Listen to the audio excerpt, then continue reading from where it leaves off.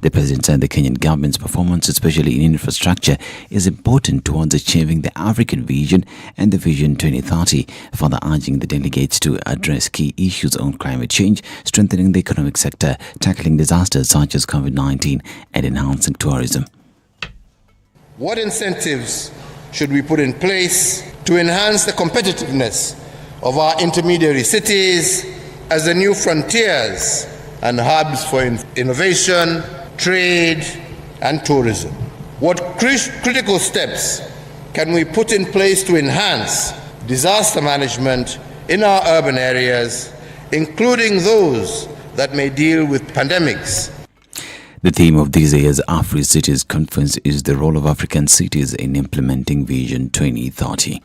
The Kenya party leader Martha Karua embarked on a homecoming tour a day after she was crowned the Azimio la Umoja One Kenya presidential running mate by Raila Odinga during the first day of the homecoming, which began at her native Kirinyaga County. Karua called on Mount Kenya residents who had turned up to warmly welcome her to rally behind the Azimio la Umoja coalition in the August 9th general elections. According to Karua, the ODM leader deserves a chance to lead the country given his outstanding track record in leadership.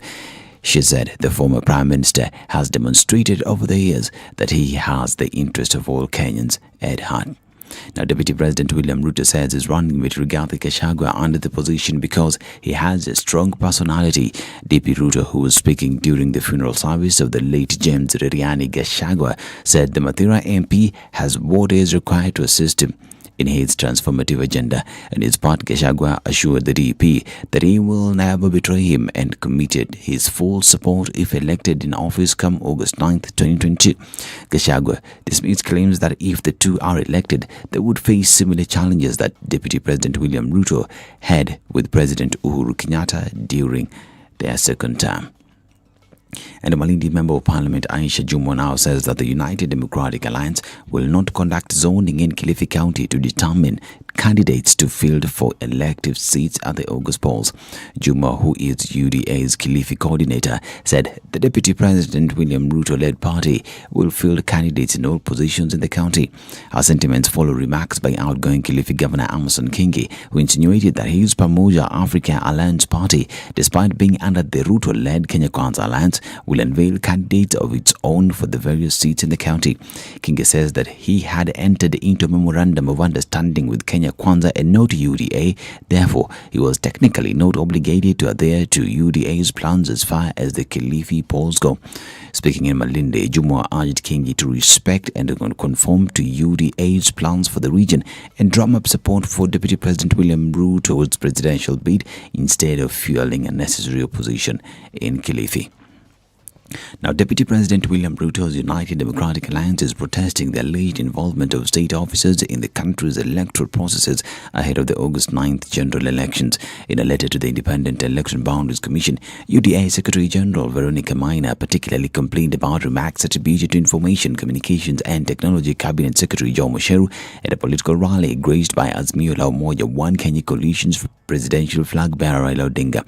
In the letter to REBC, Chairperson Ofula Chibukati and copy to the representatives of the United States and United Kingdom governments in Nairobi, DP Ruto's party wants to know from the electoral agency the exact role of the ICTCS in the electoral process, if any, while noting that nothing stops the cabinet secretary from supporting a presidential candidate of his choice in the August polls.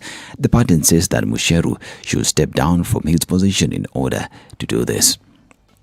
Namuranga County Woman Representative Sabina Chege has lauded former Prime Minister Raila Odinga for nominating Kenya Party leader Martha Karua as his running mate. Chege noted that the decision by Raila to settle on Karua will give confidence to women vying for various elective positions in the August polls. By choosing Karua, Chege indicated that Odinga has accorded women respect and honor, especially in the world of politics. She said the move will change the perception of women in politics, even as she expressed confidence that in the near future, the country will have a woman president. She exuded confidence that the pair will boost the economy of Kenya if they clinch the presidency come August 9th. This is Newswire. I'm Dennis Saseto. Good morning.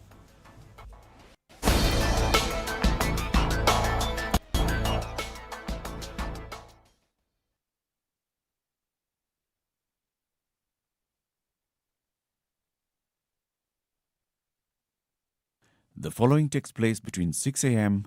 and 10 a.m.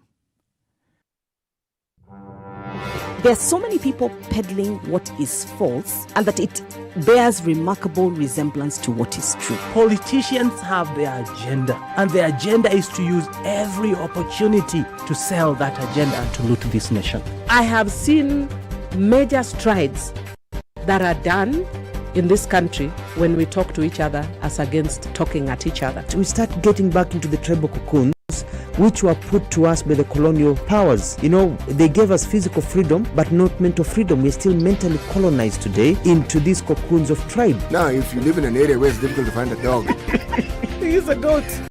I kid you not. In which part of this country is it difficult to find a dog? So that you resort.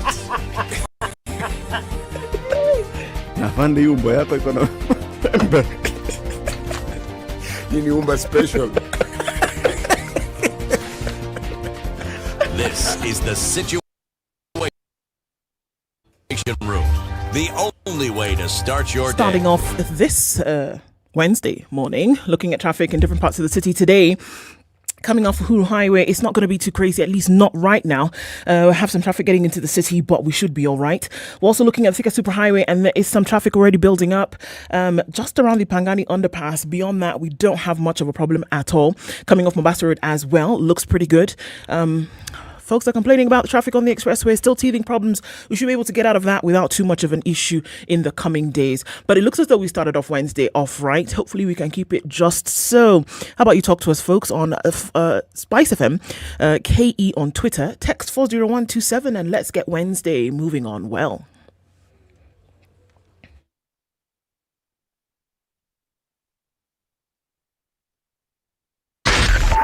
SpiceFM, Nakuru.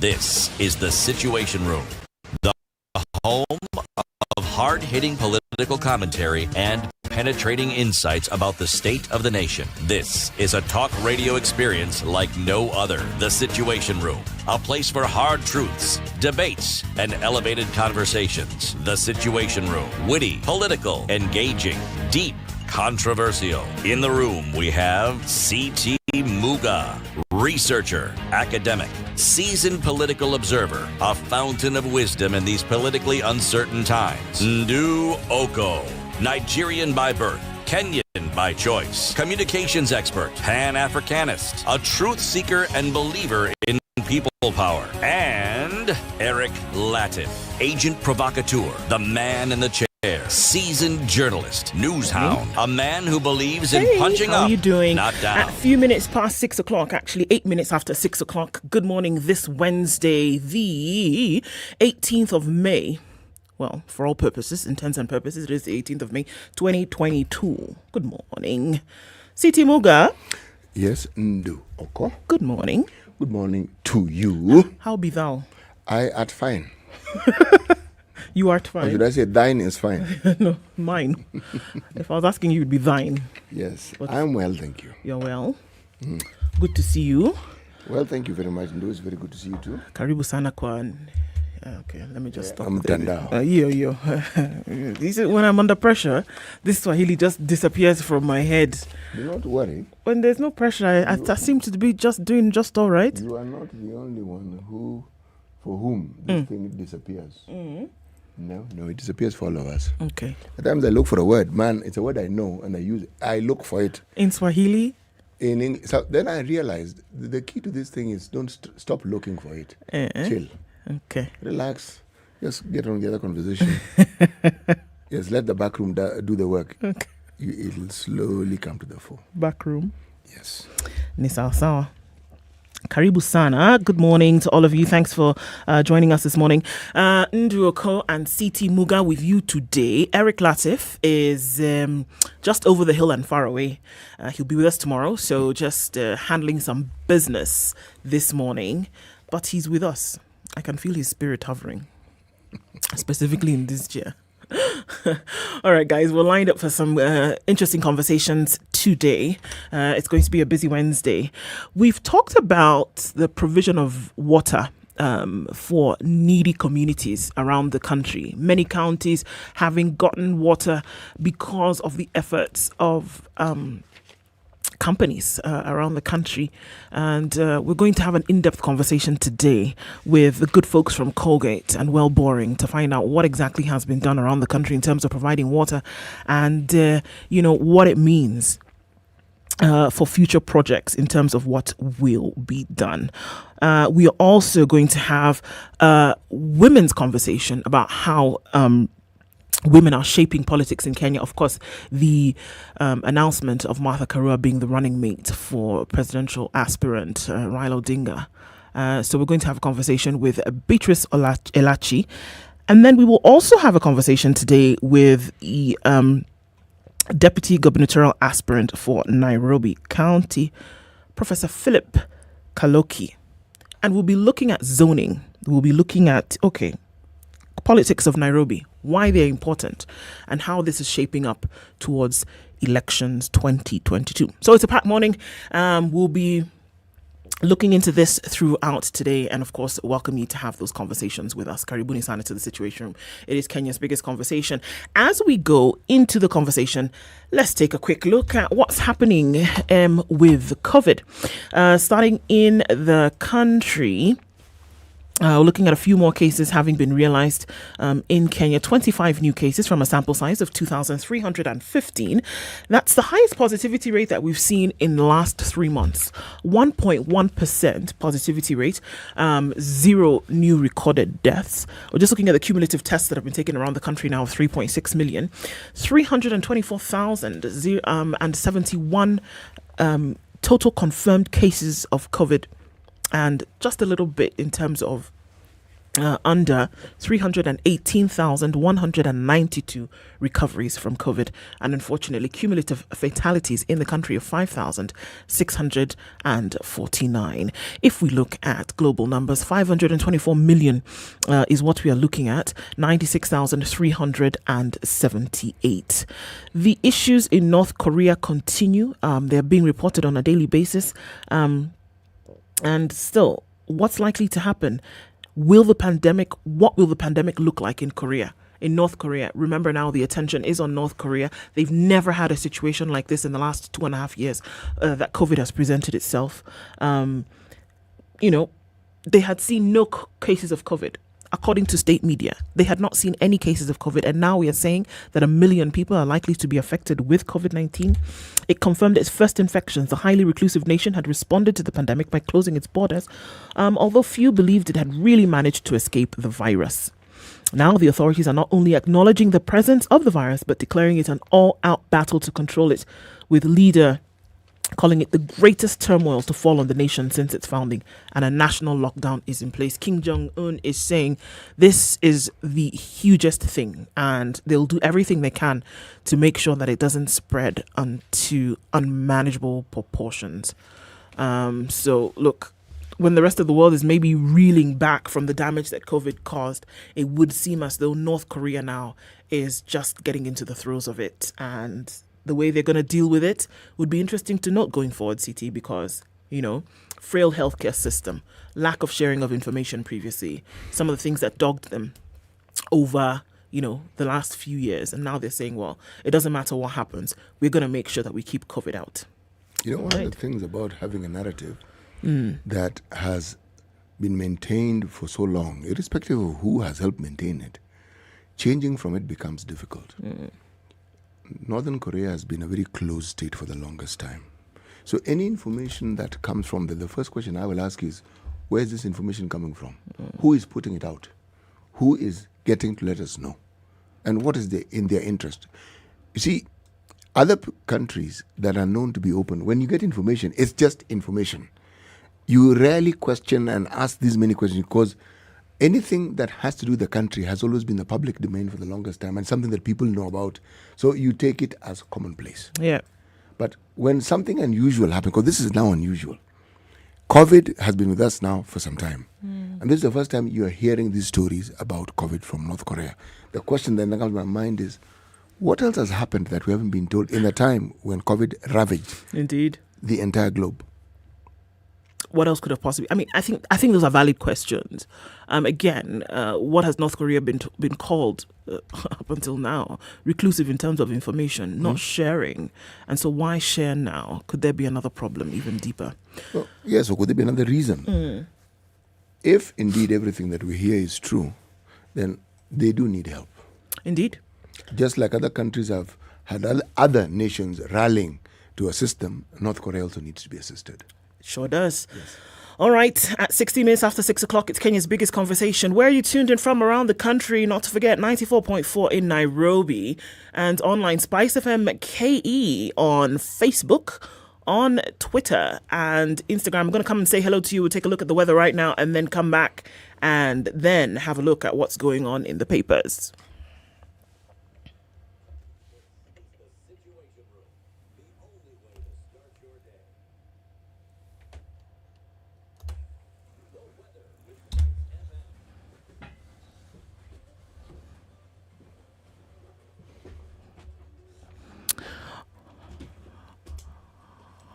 All right. Looking at warm conditions in Nairobi this morning, partly cloudy. We're likely to go to highs of 24 and lows of 15. Clear conditions at 15 in Nakuru, highs of 25 and lows of 15. And we're looking at light rain in Nyeri at 15, highs of 21 and lows of 14. It's mostly cloudy at 14 in Eldoret, highs of 24 and lows of 14. Looking into Mombasa, the rain is coming down as well at 25, highs of 30 and lows of 24. While in Malindi, it's clear at 27, highs of 31 and lows of 27 today. Partly cloudy conditions at 20 in Kisumu, highs of 28 and lows of 19. Kakamega is raining as well at 19, highs of 27 and lows of 16. Out in Kampala, it's coming down in sheets as well at 21, highs of 26 today and lows of 18, while it's mostly cloudy in Dar es Salaam at 23. We'll see highs of 31. Looking out into Johannesburg, it's 8 degrees and clear, highs of 17 and lows of 7, while Lagos is mostly clear this morning at 25. We'll see highs of 32, back down to lows of 25, and it's a rainy morning at 24 in Kinshasa, highs of 32 and lows of 24. Looking out into Beijing, it's 27 and sunny going into afternoon Wednesday. We'll see highs of 30 and lows of 16. It's warmer and warmer in Paris, mostly cloudy at 19, highs of 29 and lows of 19. While at 14 degrees, London is clear. We'll see highs of 23 and lows of 14. It's 16 degrees and clear in New York still Tuesday night. Coming into Wednesday, we'll see highs of 25 and lows of 13.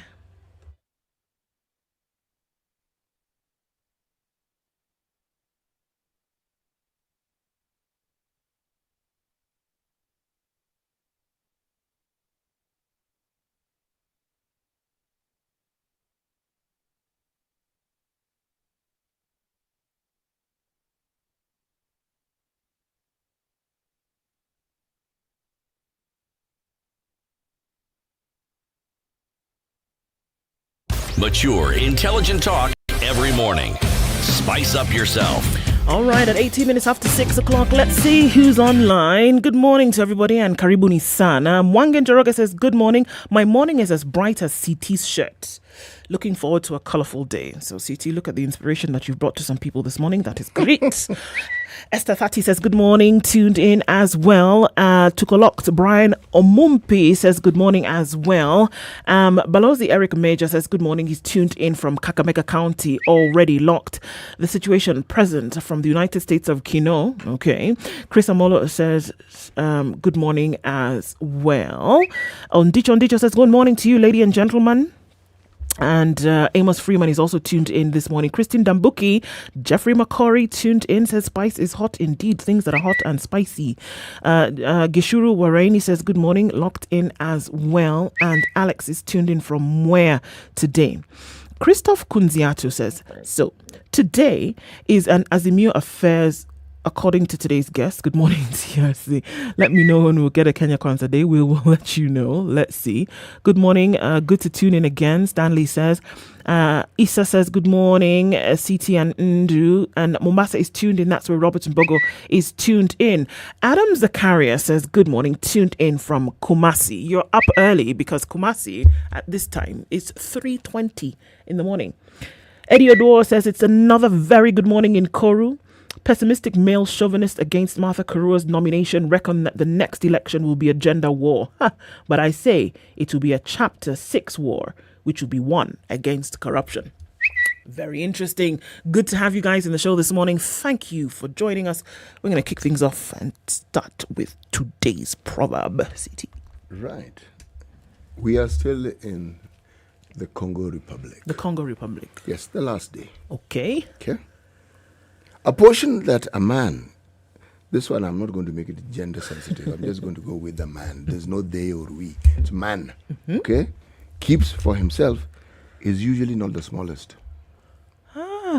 Mm-hmm. Okay. I just had a eureka moment. Mm-hmm. Okay. They're cheating us, eh?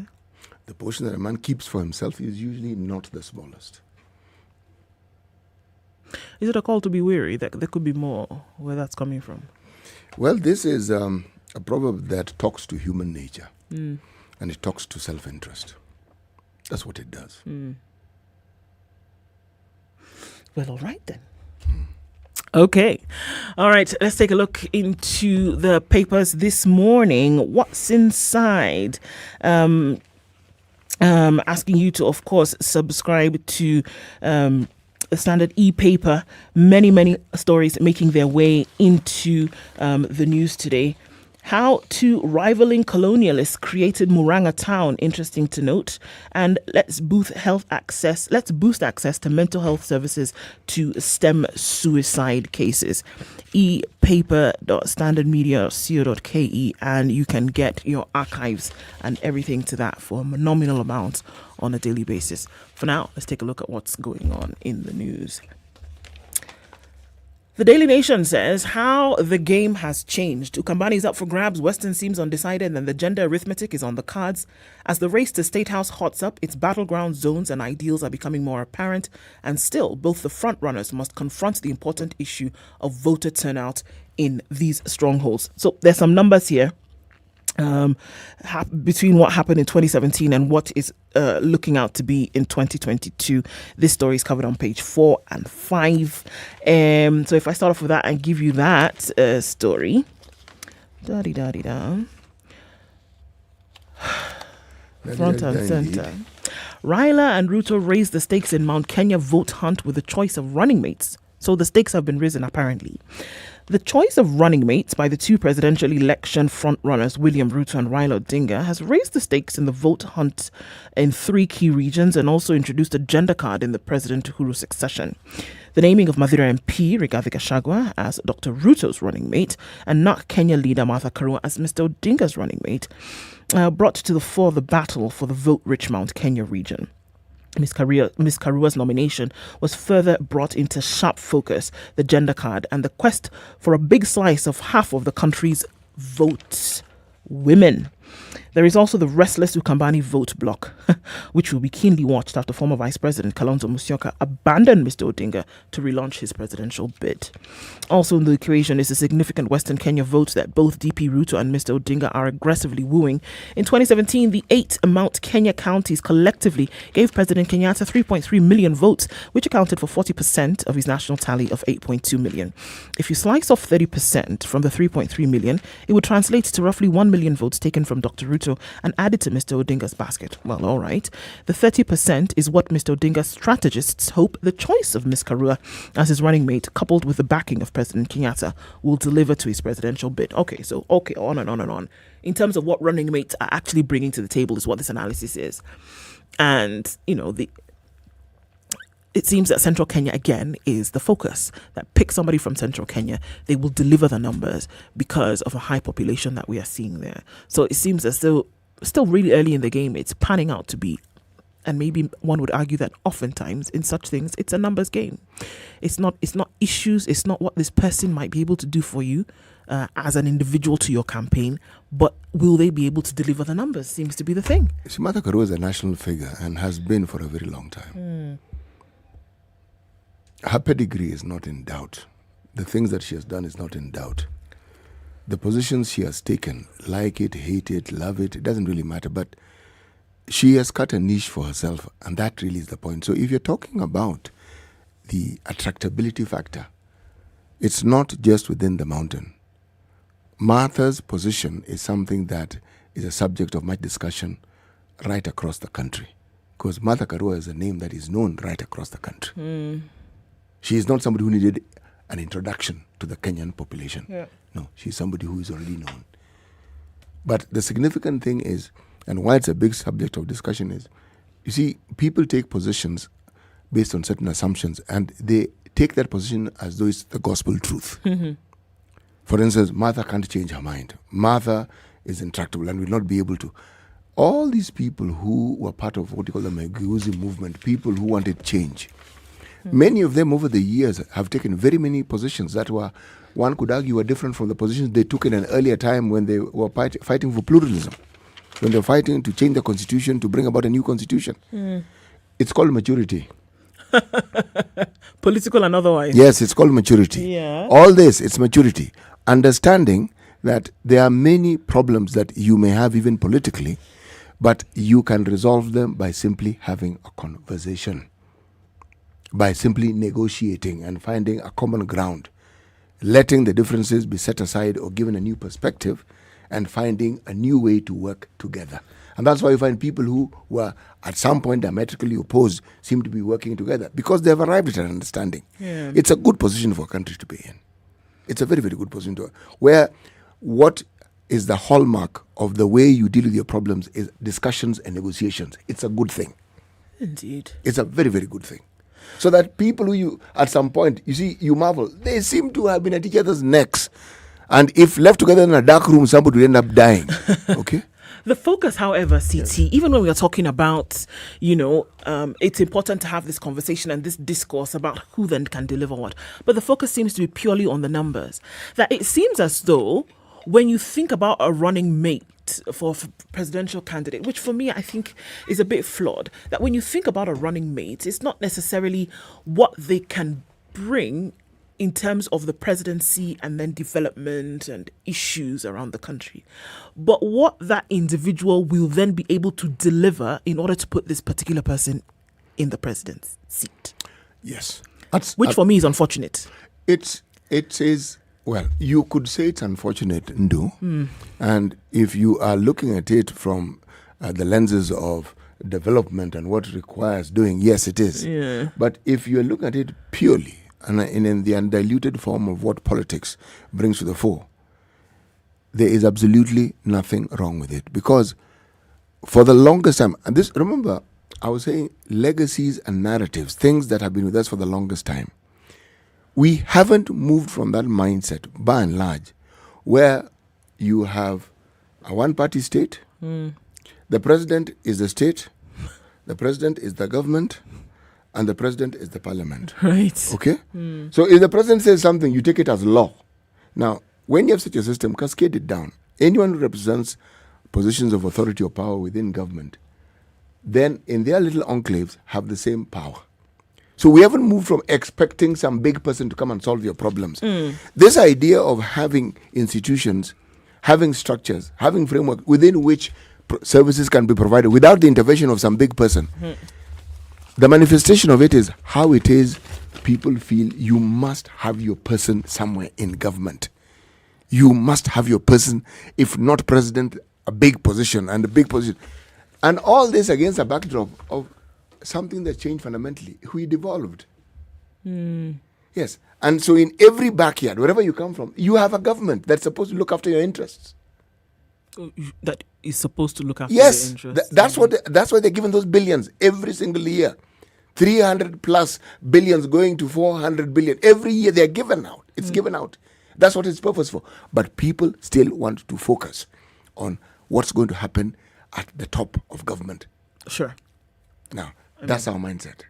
Indeed. It goes without saying that is where the focus is. All right, coming up to 6:30, we're going to take a break and take a look at what's going on the roads this morning in terms of traffic. And then we come back and continue looking into the papers.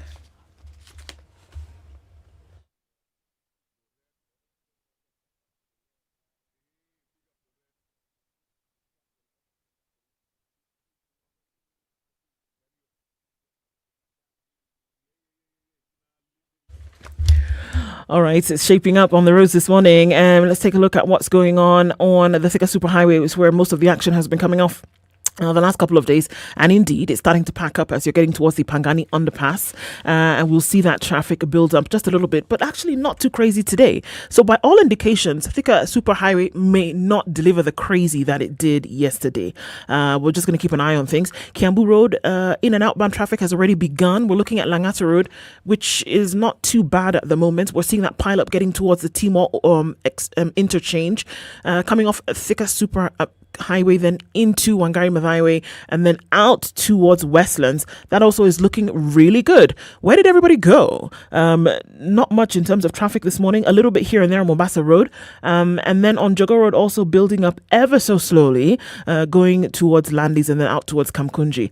Unless my map is absolutely wrong, it doesn't look like traffic is going to be a problem this morning. Fingers crossed, knock on wood. Let's see what it looks like at about 7 o'clock, and maybe folks would have, rubbed the tide out of their eyes and then gotten where they're going. But we'll be here to let you know just in case. Help us out also. Tell us where you are, what you're doing. SpiceFM KE on Twitter. Text 40127. Let's try keep things moving this morning.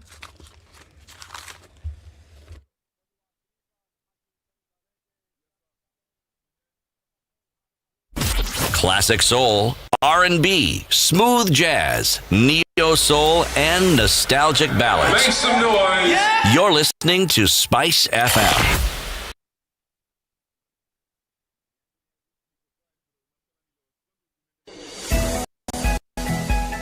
Kisumu County, are you ready? Kenya, are you ready? Africa, are you ready? Yes, we are always ready. Kisumu City County has grown to be trusted to host visitors from Africa and the world in the 9th AfriCity Summit to be held between the 17th to the 21st of May 2022, with every opportunity in all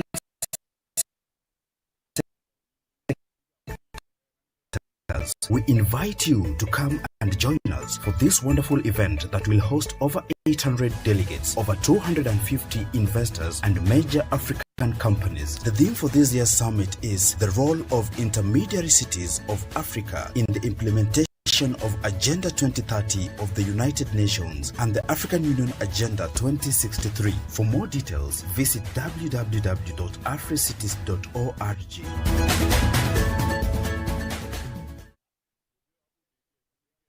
Mature, intelligent talk every morning. Spice up yourself.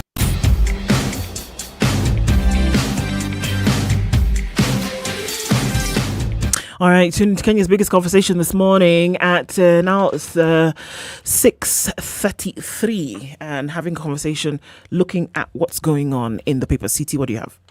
I'm actually looking at East Africa now. And I'm looking at some really positive things that are happening in East Africa. But there's a leader in East Africa called Madam Samia Suluhu. Madam Samia Suluhu seems, when you look at the stories on East Africa, yes, there are stories of Rwanda gearing towards another election, and the president talking about ensuring that they fulfill promises that they made during the previous election. You have Tanzania's president, with her charm offensive, continuously grabbing the limelight, working on deals with her neighbors. Okay, the latest one that I was looking at was how she offered, according to the East African, tax relief solutions, 20 Bs to woo back Kampala business. Okay, this story is told on page 2 of the East African. Okay, Dar es Salaam exports goods worth in dollars, US dollars, 743.7 million shillings. That was figures that were accumulated in 2020. Okay, but what she is doing, if you look across her, look at even what the relationship that Kenya has with Tanzania. A time when it seemed like at every turn we were quarreling with our neighbors over something. That discussion just came to an end. One doesn't hear of it, but one hears of an increase in business. For instance, we're importing more maize from Tanzania than we ever imported before. Right. Now, what am I saying? Leadership that accommodates dialogue. In this same paper, we are told a story of how she is not only having dialogue with her neighbors, but she's having dialogue with the opposition leader within her country, in Dar es Salaam, face to face. What am I saying? I'm saying very simply that look at the East African. Tanzania's president is setting the sort of example that leadership ought to look at. How to live well with your neighbors and how to live well with your own citizenry. She's still laying down the strong arm of the law, as it were, that when she came in, folks thought that she would be a pushover because of her gentle demeanor. Yes. But that it would appear that, from the things that we've seen that her government has done over the last 1.5 years, is that she's not a pushover. No, she's not. And you see the sort of businesses that foreign investors, meaning from the West, would come in. She's encouraging her neighbors to take advantage of those opportunities, whether it's in infrastructure, whether it is in mining, whether it is in agriculture. She's saying, look, folks, these are things we can do locally. Now, what it points to is the building blocks of a strong East community. And it's actually being built before our very eyes, and we're seeing it. They're just not announcing that that's what's happening. But if you're working well with your neighbors, it means the community that you belong to is working well. Indeed. Yes. It does. Okay. Landmark ruling was made yesterday coming from the courts. The judge has ruled against mandatory sentences for sexual offenders, and I think this is a big deal here. Sexual offenders have been given hopes for lighter sentences after the High Court declared it is unconstitutional to punish them with mandatory lengthy jail terms. You want to guess which judge is behind this? Yes. Surprise, surprise. Well, yes. I think I'm fully aware of who that particular judge is. Justice George Odunga also opened the gates and gave a second chance to hundreds of sexual offenders who were handed the minimum and maximum jail sentences prescribed in the Sexual Offences Act to petition any high court for a review of their sentences. So you don't have to take it. You can basically come and say, excuse me, is it possible that I get a lesser sentence? The judge in the landmark decision gave judges and magistrates handling sexual offences the freedom to decide the appropriate sentence without restricting themselves to the minimum sentence as prescribed in the Sexual Offences Act. So before you are bound by law, now he's saying, you know what? As you have looked at the merits and demerits of the case, you then have the freedom to decide, can this person, because of 1, 2, 3, stay as a guest of the state for a month or 100 years? You now can decide. Now, he said, and I quote, "My finding does not mean the court ought not to mete out the mandatory minimum sentence. It means that the circumstances of the offence must be considered, and having done so, nothing bars the court from imposing such sentences as are appropriate." So there was a minimum mandatory sentence. I believe it was 10 years. According to the judge, the minimum mandatory sentences for sexual offences do not permit the court to consider peculiar circumstances of the case in order to arrive at an appropriate sentence on whether a lesser punishment is appropriate in the circumstances. He ruled that strict application of the Act has caused injustices, especially to male offenders, by denying the trial court the opportunity to evaluate the circumstances of the case, like instances where female victims are also to blame for their actions. Now, this is, I believe, where they were looking at the Romeo and Juliet clause, where you have a young man who is 17 years old and is just a year shy of being an adult, who's had a relationship with a 15-year-old girl, which is absolutely consensual. And they have admitted to this. But because the law states that you, for example, are an adult, this young man could go to jail for the rest of his life. And they have gone to jail. And they have gone to jail previously. Yes. Now, Odunga is saying what we are saying today, because he has been very vocal about this previously. That he has.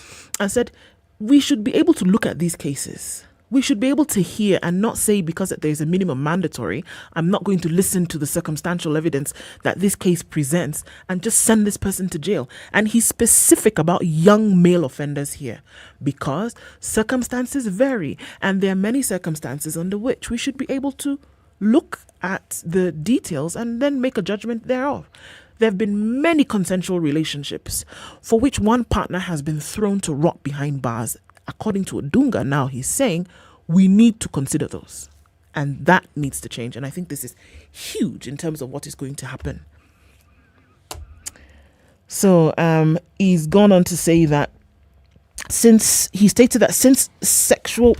punishment under the Sexual Offences Act deprives the court of its discretion to pass a sentence, it has to be struck out as being unconstitutional, not because it is unlawful, but because it does not permit the court to consider other sentences appropriate to the case. So is there something else that we can do apart from throwing a 17-year-old boy into jail for 30 years? Is there something else that we can do, that we can send warning bells instead of now spoiling lives, essentially is what he said. He added that since sexual offenders qualify to be considered for probation, it shows lack of faith in the judicial system to have a free hand in choosing the right sentence by not considering the probation report given the mandatory sentence. So a probation report comes to you, you can't really look at it because the law says you must deliver a minimum mandatory sentence. So this is huge because he's saying within your discretion now, you can make a decision. Indeed. One of the things that has been interesting about the rollout of the CBC in Kenya, curriculum-based learning, has been something called coding. The coding syllabus. Now, the understanding has been that the Information and Communication Technology Authority, which implements the digital literacy program, said more than 1.2 million laptops have been distributed. They don't say where. And electricity and teacher devices are connected to more than 22,000 learning institutions countrywide. Learning institutions. Okay, not private, not secondary. Learning institutions. Now, I'm going to look at this thing as positively as I can. Okay, go. It's a step in the right direction. Step in the right direction in this sense, that we are talking about something and you're seeing steps being made to ensure that what we've said we're going to do actually has a foothold and one can actually see them doing something about it. However,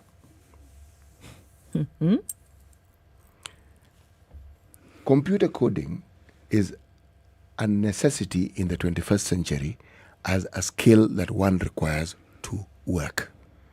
Not just in the communication field, but just to work on a daily basis. What I lack when I look at this particular article is how it is they are going to roll this thing out so that everyone has access to it. This particular article alludes to it remotely. And remotely here, they say the signing of the MOU about this after ICT Secretary, Cabinet Secretary Joe Musheru unveiled the Kenya National Digital Master Plan 2022-2032, which aims at maximizing the contribution of ICT sector to the socio-economic growth. Now, such an article would do well if they broke it down and said, this is what they've done so far.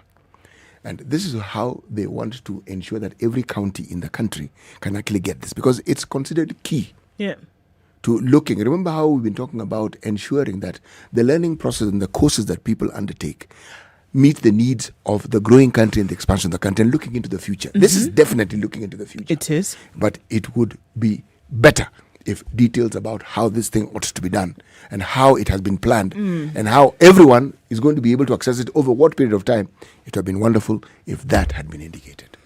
Maybe it's preliminary steps. Of course, the hope always is that further information will be shared in the future. But again, nothing hurts to be able to say it at this point, what exactly is going on. Tell you what else is going on. Haji and the EACC want tainted candidates locked out. We had a conversation with these two gentlemen last week and said, okay, guys, what are you going to do? Well, they've come out guns blazing, and two state agencies dealing with corruption and prosecution have maintained that politicians facing cases in court are not fit to seek or hold public office. So, unequivocally, they've come out to say the Ethics and Anti-Corruption Commission Chief Executive Twali Mbarak and Director of Public Prosecutions Nuruddin Haji said they will not change their stand, which differs from the Independent Electoral and Boundaries Commission. The electoral agency said those with cases are still innocent and free to run for any elective post, but Mr. Mbarak said their agencies have played their role in trying to block politicians with questionable integrity, but their efforts have been futile as such leaders have taken advantage of the legal loopholes to make their way back into public office. Mbarak said, Our work as the EACC is to inform the IEBC of the integrity of candidates presented to them to clear for an elective post, adding that they have helped the IEBC with information on the integrity of each aspirant. We have even told the IEBC that this candidate is facing a murder charge, the other one is under probe, these governors are facing corruption cases, and so many. The EACC boss said there is need to relook at certain sections of the Constitution to bar people with questionable integrity from public office. He regretted that uncountable number of leaders with questionable integrity are occupying or vying for public posts. In Kenya today, we have people, including MPs, holding senior positions in government but have fake papers. This is what he said. Their cases are in court, and we know that. But if you try to stop them from vying, you are referred to Article 99 of the Constitution on qualification and disqualification for election as members of Parliament. He said the Commission has flagged a number of aspirants with fake papers and integrity issues even after they have been cleared by the IEBC, raising many things here. He says we have talked to the IEBC about this, but they have told us politicians are using the courts to get clearance. This is one of the challenges that we are facing. Barrack called on Kenyans to reject people whose integrity has been tainted by criminal cases, adding that the Commission has received reports of Standard 7 dropouts running for office, running for governor. They have degrees but dropped out of Class 7 and Form 2. You are a Class 7 dropout, but you have a degree. So where did you complete your secondary education? We have a big problem, and the law is one of them, Barrack says. Guns blazing, he's not holding back here. They're saying, you know what, stop it. We give you the information. You're holding on to Article 99. You're not doing anything about this. You are our problem in this fight against trying to sanitize this country. The law is also the problem. So it's about time that you vote, Kenyans, vote in people who are going to do one of two things. One, change the law to make sure that anybody who has a taint on their image is stopped from holding or vying for public office. Number two, so vote in these individuals. And then number two, make sure that you're speaking out about this. Reject them. But the IEBC also has a role to play here, they said. We can't just deliver this information to you and then you clear these folks. We know these things and we're giving it to you, but you still go ahead and clear them. Well, his position is easy to understand, and the step that he has taken is a commendable one. I think so. Yes, but one of the things that is often forgotten when you talk about these scoundrels and ne'er-do-wells is that they have a certain appeal. The scoundrels? Yes. Okay. The people that they're speaking about, the people who seem to have broken every law imaginable, and people who've done things that you consider not only questionable, but whose moral standing in question. Mm-hmm. See, that is the one part that is spoken of. But yes, there's the other part. What sort of people are there? Many of them are people who are attractive. They know how to speak. They relate well with people. So that bit that you speak of is a reality, yes. But the question I want to ask myself is, why is it that people who vote may well know this, but they don't seem to give a hoot? Not may well know this. In very many cases, you know that the person that you are casting your vote for is dodgy at best. Yes, you do. But so what is it? What is it? Why do people still vote for these individuals? There is the attraction appeal that you've talked about. I like the way this person carries themselves. I like the way they speak. Whatever it is that comes out of their mouth, I like it. But then where is it coming from is the question. See, that negative aspect, yes, it forms part of that person's narrative and part of his persona. But in the eyes of the voter, what portion does it cover? It appears like for most people, they don't see it. They are of the view that the person doesn't seem to take anything from them. Actually, the truth is they do. They do. You may not think so, but they do.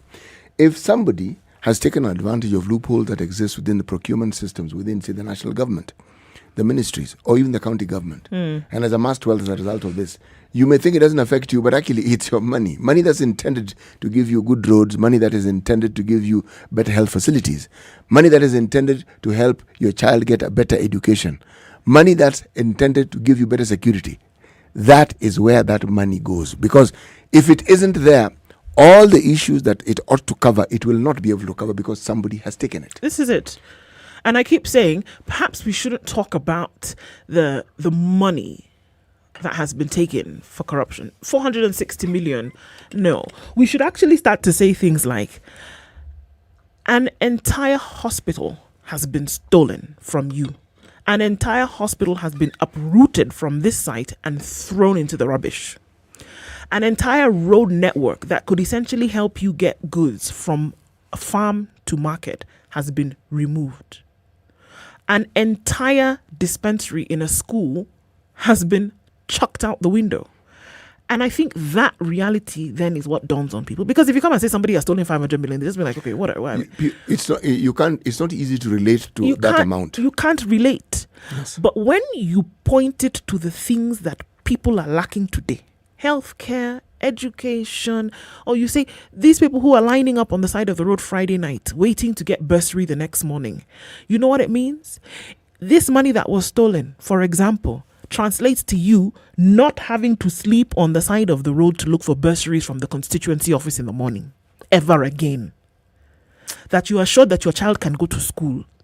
I think when we make these matters or situations relational, that is when folks are going to come to grips with the damage that corruption actually does cause. You know, sometimes one looks at the reality of a country like ours and you're forced to consider this aspect, that the leaders actually want the people to remain poor. Yes. That it's not accidental that we are poor. It's not accidental that these services, they know full well that they're taking in the hospital, they're taking the school, they're taking the road. They know. Because they want you in that state of impoverishment. The understanding and thinking among people who are that way inclined is that you are then easier to... You are dependent. Yes, and it's easier to manage you. Because your aspirations at the best of times is for basics. And and you have to come to me. Yes.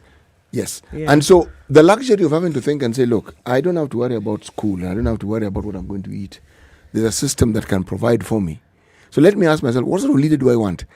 There isn't space for that because the space that you have is completely occupied by what needs to be done in order for you to stay alive. Very true. I think that needs to be front and center of the conversation. Honestly, we need to have relatable situations through which people can then understand. Because right now, when you say money is being stolen and you see the individual, but you don't see how that affects you directly, the likelihood of you doing something about it in the future then is reduced. It might as well be a fairy tale. Absolutely. How do you relate to it? You can't. Okay, so time's ticking down, but there's a really, I don't know if to say interesting or tragic story that happened yesterday, right? The man who was shot and killed in broad daylight in the Mirema Springs area after dropping two women home Monday afternoon was a marked man. So we saw the whole hullabaloo of the shooting, yes, that took place Monday afternoon, right? CCTV camera footage of the incident shows Samuel Muga Mugota's killer in a black jacket, jeans, a white t-shirt and a cap pacing between two buildings, waiting for his target to approach before firing at him 6 times as a woman walks by. He then dashes to a waiting silver Toyota Allion that speeds off. The incident happened broad daylight, 1:56 p.m. Witnesses told police the assailant was on a mission to ensure he killed the motorist before firing the initial shots. He paused, then shot him again. When officers arrived at the scene, they collected 6 9mm spent cartridges, 4 mobile phones, and the deceased's personal effects, including several identity cards. Okay. The body was booked at the city mortuary under the name Joroge. His wife and daughters, however, later positively identified him as Samuel Muga Mugota. It was learned that the name put down at the mortuary stemmed from his alias Njoro, a name he's allegedly known by, which may have led to the assumption that his name was Moses Njoroge Moriri, which was on the name on one of the identity cards. A post-mortem examination revealed that he had died from multiple gunshot wounds to the chest. In Mirema, residents are still coming to terms with the shocking incident, many choosing not to speak for fear of victimization. Officers from the Kasarani Police Division also opted for silence over the killing, only stating that they were investigating the motive. Strangely, the man's car was not parked at the station's yard when the visit happened yesterday. The man's car was established and registered as being owned by ICEA Line General Insurance Company. The firm's head of communications, Nkatha Gitonga, clarified that the car belonged to one of the company's clients. So there are many questions still up in the air in terms of what happened to this gentleman. But I mean, there was no fear taking him out in broad daylight. So now they're saying, he was a marked man. We need to have this conversation with members of the security forces. We'll ask somebody from the police to explain to us how such a thing can happen and what are the motives what would drive someone to do such a thing. And what it is that, as our reporter seems to indicate, this was a marked man. What is it that makes you marked in that world? Because there's an alternate world to the one we're living in. There's a world where criminals live and they do whatever it is that they do.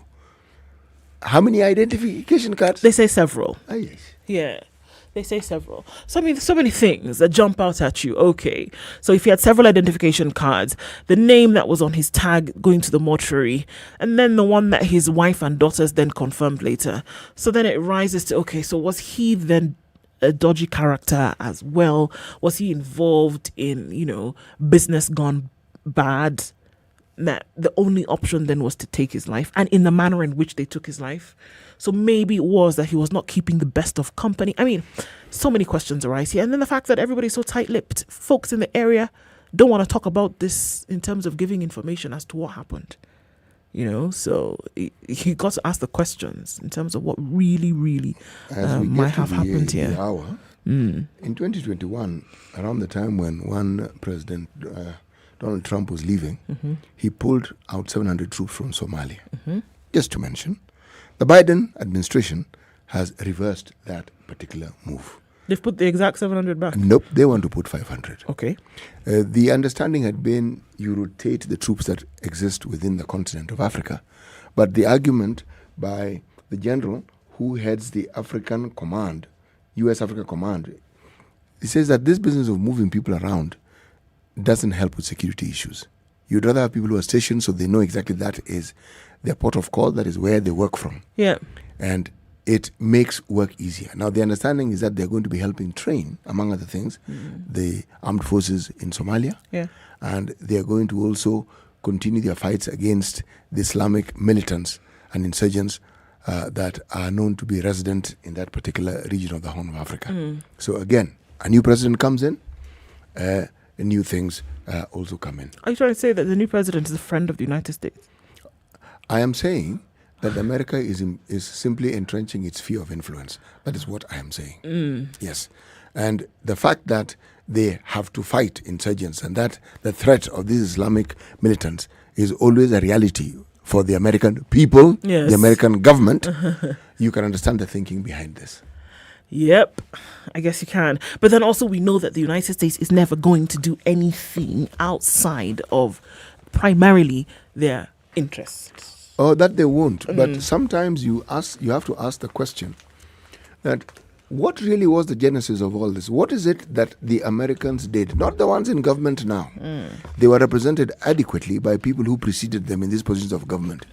Decisions that they made beginning from the days before the Cold War, the East versus West, issues that have been in the headlines for as long as most people have been alive in the Middle East, positions that America has taken. You have to ask the question, how has this contributed? Of course. You have to. Where are you tuned into the Situation Room, Kenya's biggest conversation this morning? And 94.4 in Nairobi, 87.9 in Mombasa, 102.5 in Kisumu, 96.7 in Eldoret, 97.7 in Malindi, 90.9 in Nyeri, and 96.0 in Nakuru. Okoh and CT Muga with you this morning. Eric Latiff will be back tomorrow. And as we get into conversations that are shaping the nation this morning, we thank you for joining us. Our live stream is up. Not to forget, SpiceFM at KE on YouTube, on Facebook, and also sending your comments and questions through on Twitter, SpiceFM KE. All right, so coming into the interview, we're going to speak with Member of Parliament and I guess aspirant for the deputy gubernatorial seat in Nairobi, looking at zoning and what it means for aspirants and if it's a good thing or not. Coming in after the news, that conversation starts. Good morning.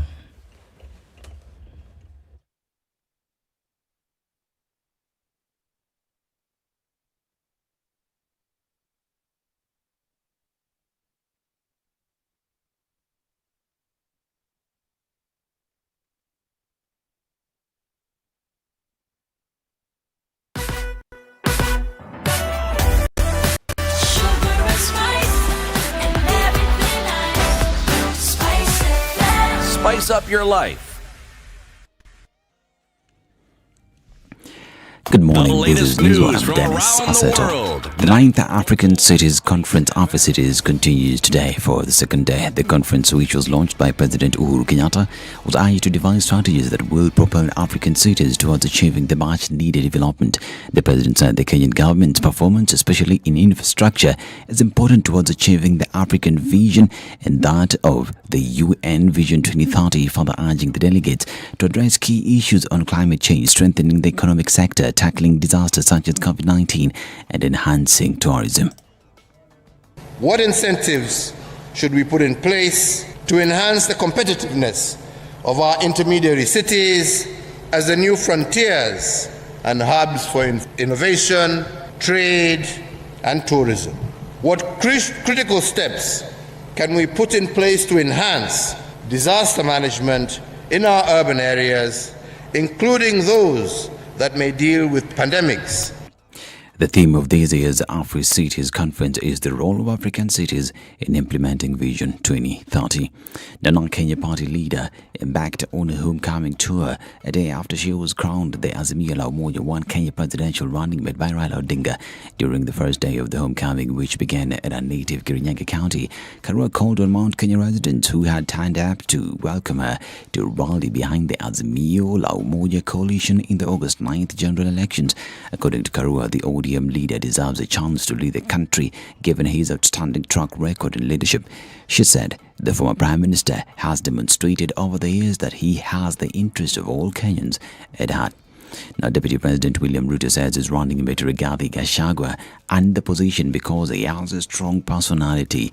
DP Ruto, who was speaking during the funeral service of the late James Ririani Gachagua, said the Mathira MP has what is required to assist him in his transformative agenda. On his part, Gachagua assured the DP that he will never betray him and committed his full support if elected in office come August. Gachagua dismissed claims that if the two are elected, they would face similar challenges that DP Ruto had with President Uhuru Kenyatta during their second term. The Malindi Member of Parliament Aisha Jumwa now says that the United Democratic Alliance will not conduct zoning in Kilifi County to determine candidates to field for elective seats at the August polls. Jumwa, who is UDA's Kilifi coordinator, said the Deputy President William Ruto-led party will field candidates in all positions in the county. Our sentiments followed remarks by outgoing Kilifi Governor Amason Kingi, who insinuated that his Pamoja Alliance party, despite being under the Ruto-led Kenya Kwanza Alliance, will unveil candidates of its own for the various seats in the county. Kingi says that he had entered into a memorandum of understanding with Kenya Kwanza and not UDA. Therefore, he was technically not obligated to adhere to UDA's plans as far as the Kilifi polls go. Speaking in Malindi, Juma urged Kingi to respect and conform to UDA's plans for the region and drum up support for Deputy President Ruto's presidential bid instead of fueling unnecessary opposition in Kilifi. Now, Deputy President William Ruto's United Democratic Alliance is protesting the alleged involvement of state officers in the country's electoral process ahead of the August 9th general elections. In a letter to the Independent Electoral Boundaries Commission, UDA Secretary General Veronica Maina particularly complained about remarks attributed to Information, Communications and Technology Cabinet Secretary John Musheru at a political rally graced by Azimio la Umoja One Kenya Coalition presidential flag bearer Raila Odinga. In the letter to IEBC Chairperson Afula Chebukati and copy to the representatives of the United States and United Kingdom governments in Nairobi, DP Ruto's party wants to know from the electoral agency the exact role of the ICTCS in the electoral process, if any, while noting that nothing stops the cabinet secretary from supporting a presidential candidate of his choice in the August polls. The party insists that Musheru should step down from his position in order to do that. Namuranga County Woman Representative Sabina Shage has lauded former Prime Minister Raila Odinga for nominating Kenya Party leader Martha Karua as his running mate.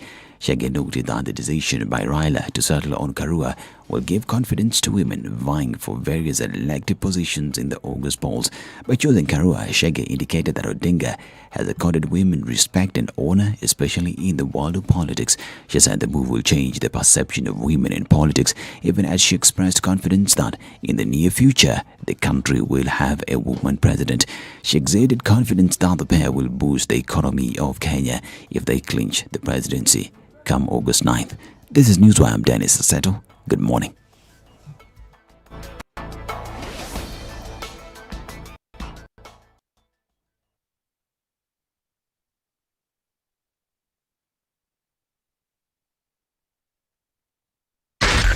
SpiceFM, Nakuru.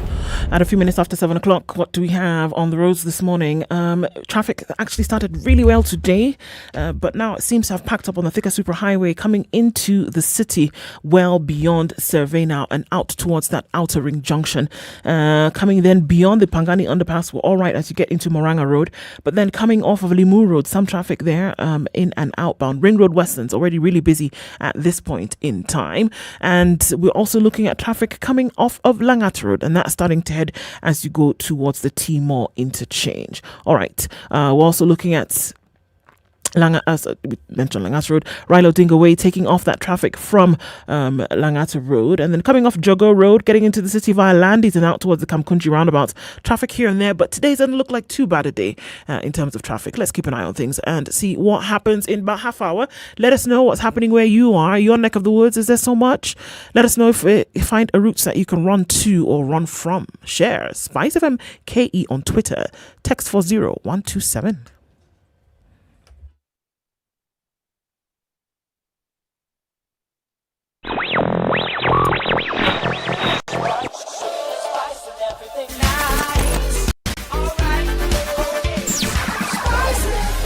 Spice up your life.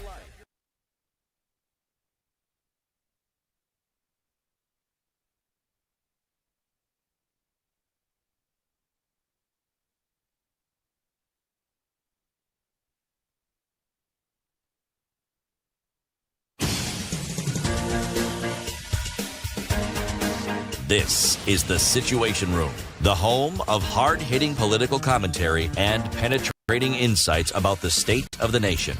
This is a talk radio experience like no other. The Situation Room, a place for hard truths, debates, and elevated conversations. The Situation Room, witty, political, engaging, deep, controversial. In the room, we have C.T. Muga, researcher, academic, seasoned political observer, a fountain of wisdom in these politically uncertain times. Ndu Okoh, Nigerian by birth, Kenyan by choice. Indeed it is. At 8 minutes after 7 o'clock, you're tuned into Kenya's biggest conversation. Ndu Okoh and CT Muga with you this morning. Eric Latiff is not with us today. He's all right though, and he'll join us again tomorrow as conversations continue.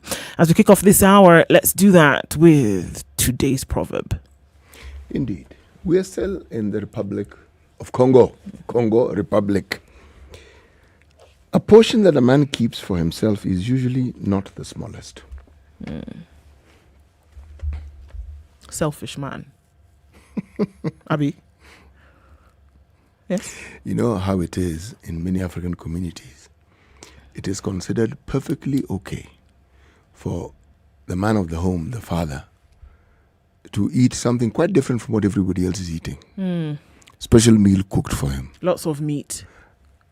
That's why it's different. Yeah, but it's interesting because my grandfather, I remember every time we would be around my grandfather, yes, he would get the meat and whatever, but then he would call his grandchildren and give you now.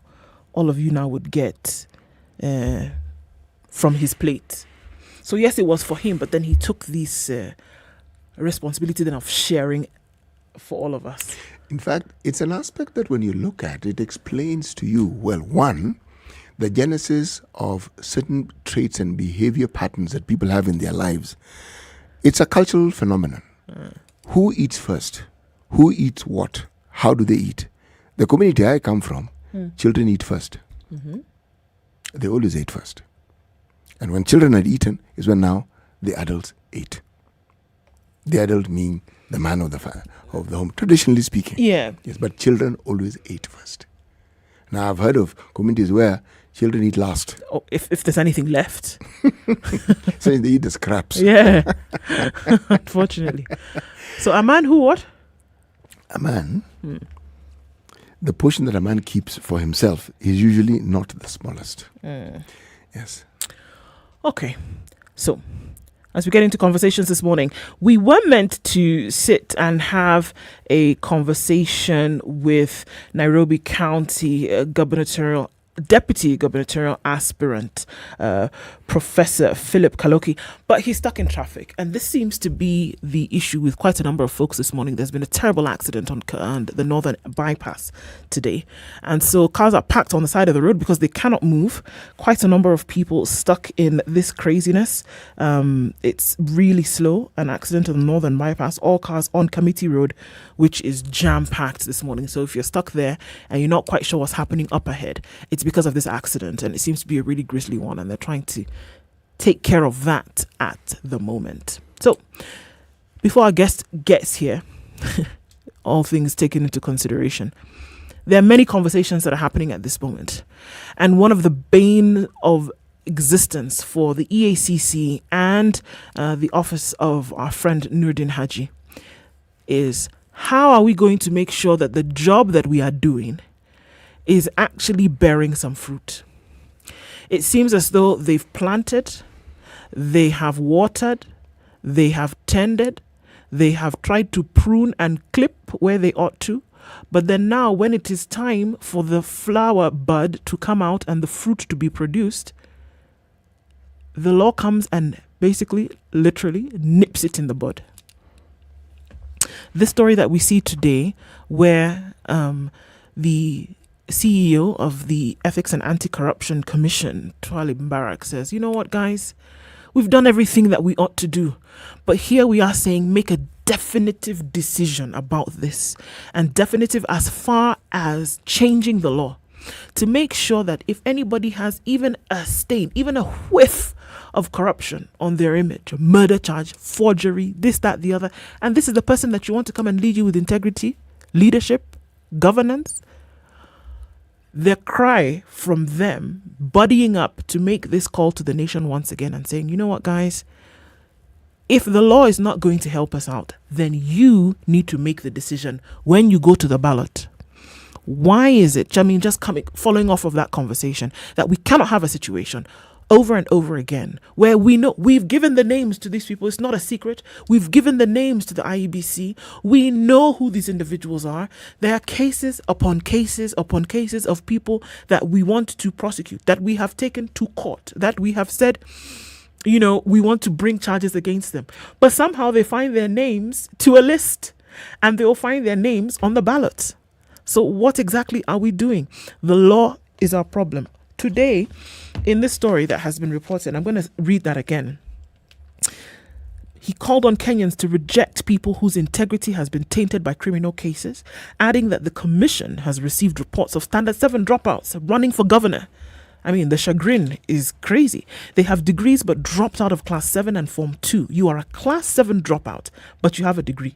So where did you complete your secondary education? We have a big problem, and the law is one of them. Very clearly citing the law as one of the problems that these two offices specifically are facing when it comes to fighting corruption in the country. So the big question right off the bat this morning is it about time the law was amended to make sure that anybody who has a tainted image when it comes to corruption or any other kind of criminal activity should not be allowed to hold or vie for public office? The problem with the law is that if we were to liken the law with a straight line, unfortunately it wouldn't fit. That particular description or the analogy would not fit. From a purely a layman's perspective, the thing that the law strikes me as having is perspectives as varied as the number of people who want to put a point across using the law as a reference. You see, when someone is arrested, for whatever reason, they're taken to court. The justice system then asks for them to pay for bail. Yes. They don't have it. You don't have it, remand. Now, Yes. surely, our laws don't insist. You can be given a free bond, for heaven's sake. Meaning, you're told, you go, but come back on this day. Why is it that we have our remand prisons full of people who are actually petty offenders? Remember, the other day, this matter came up, and the issue of how to deal with petty offenders has been in the eye of the public and has been a point of conversation. If indeed your matter is taken to court, can we also then not assume that you're actually innocent until proven by the court as guilty? As guilty. Yes. And should the judge not have the leeway? Remember recently we had a case in Mombasa before a magistrate. And the magistrate listened to the story. The story revolved around a bale of wheat flour. Yes. And he listened to the story and said, no. In fact, here, I'm going to... these people have a problem and they need to feed their children, they need to eat. Okay? I'm just taking this point of view that this should not happen again. But I'm contributing here.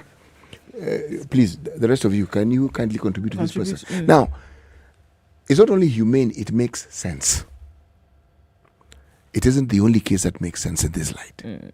There are very many instances where people are arrested.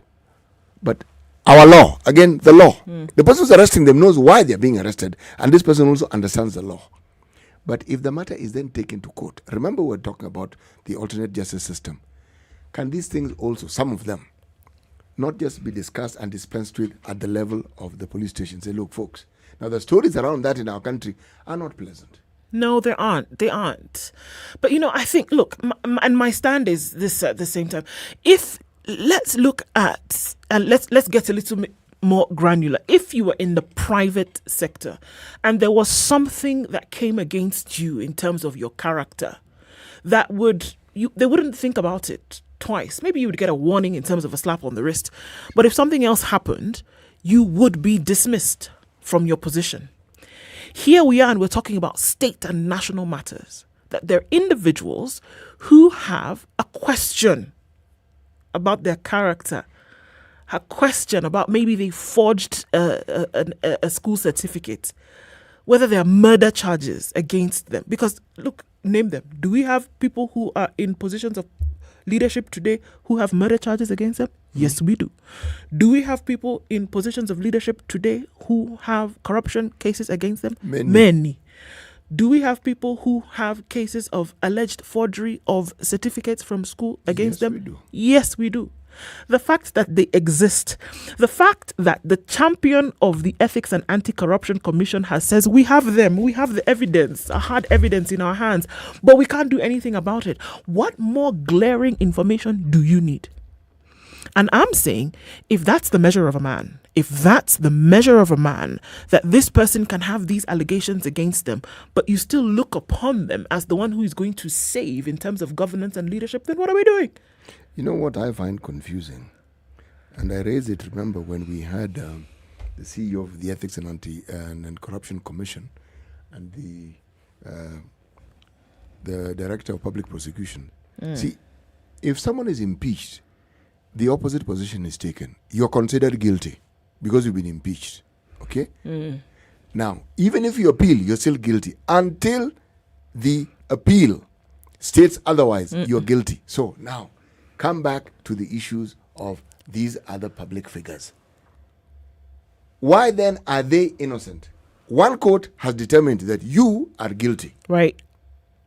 But because you've appealed, that verdict is set aside. It's something I still have difficulties understanding.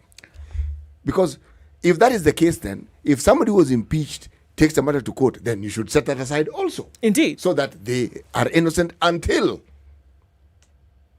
that particular court makes its ruling. To me, it's not even a case of selecting apples from oranges here. It is very clear that this is the same thing. The reasons as to why, and you'll find that many, look at impeachment in this country. The reasons as to why, folks have been impeached, whether it's at the county level, gubernatorial level, whether you're going to senator, the reasons as to what have been brought to the table a lot of times is mismanagement of funds, is corruption. It's the same issues that we are talking about where individuals have been taken to the anti-corruption court, where individuals have been taken to the criminal court, isn't it? Yes, it is. a group of people in an assembly has found that this individual is indeed guilty, because that's what happens when the Senate sits and mulls over this thing. That's a trial that's taking place there. They have decided, you know what? We are going to impeach you. Thereafter, we will then convict. You lose your seat, right? And you lose it. The same law is saying this individual, having lost their position, then cannot come back and vie again, because you've already gotten that taint on your image. What is the difference? What would the difference be? This is the good thing about being a layman. I can actually categorically say I don't understand it. I don't get it. Because it seems to me that the cases are the same. So why is this one applied this way, and why is the other one applied this way? In my opinion, the moment someone has gone to court and the court has determined that you're guilty, until it is proved otherwise, you remain guilty. I keep using examples of other countries whereby there is a rumor. Let's not even call it an allegation. It's a rumor. There's a whiff in the air that perhaps something has gone wrong. Somebody may have given 76 cents in change for an imprest for travel instead of $1. Seriously. What do? They resign.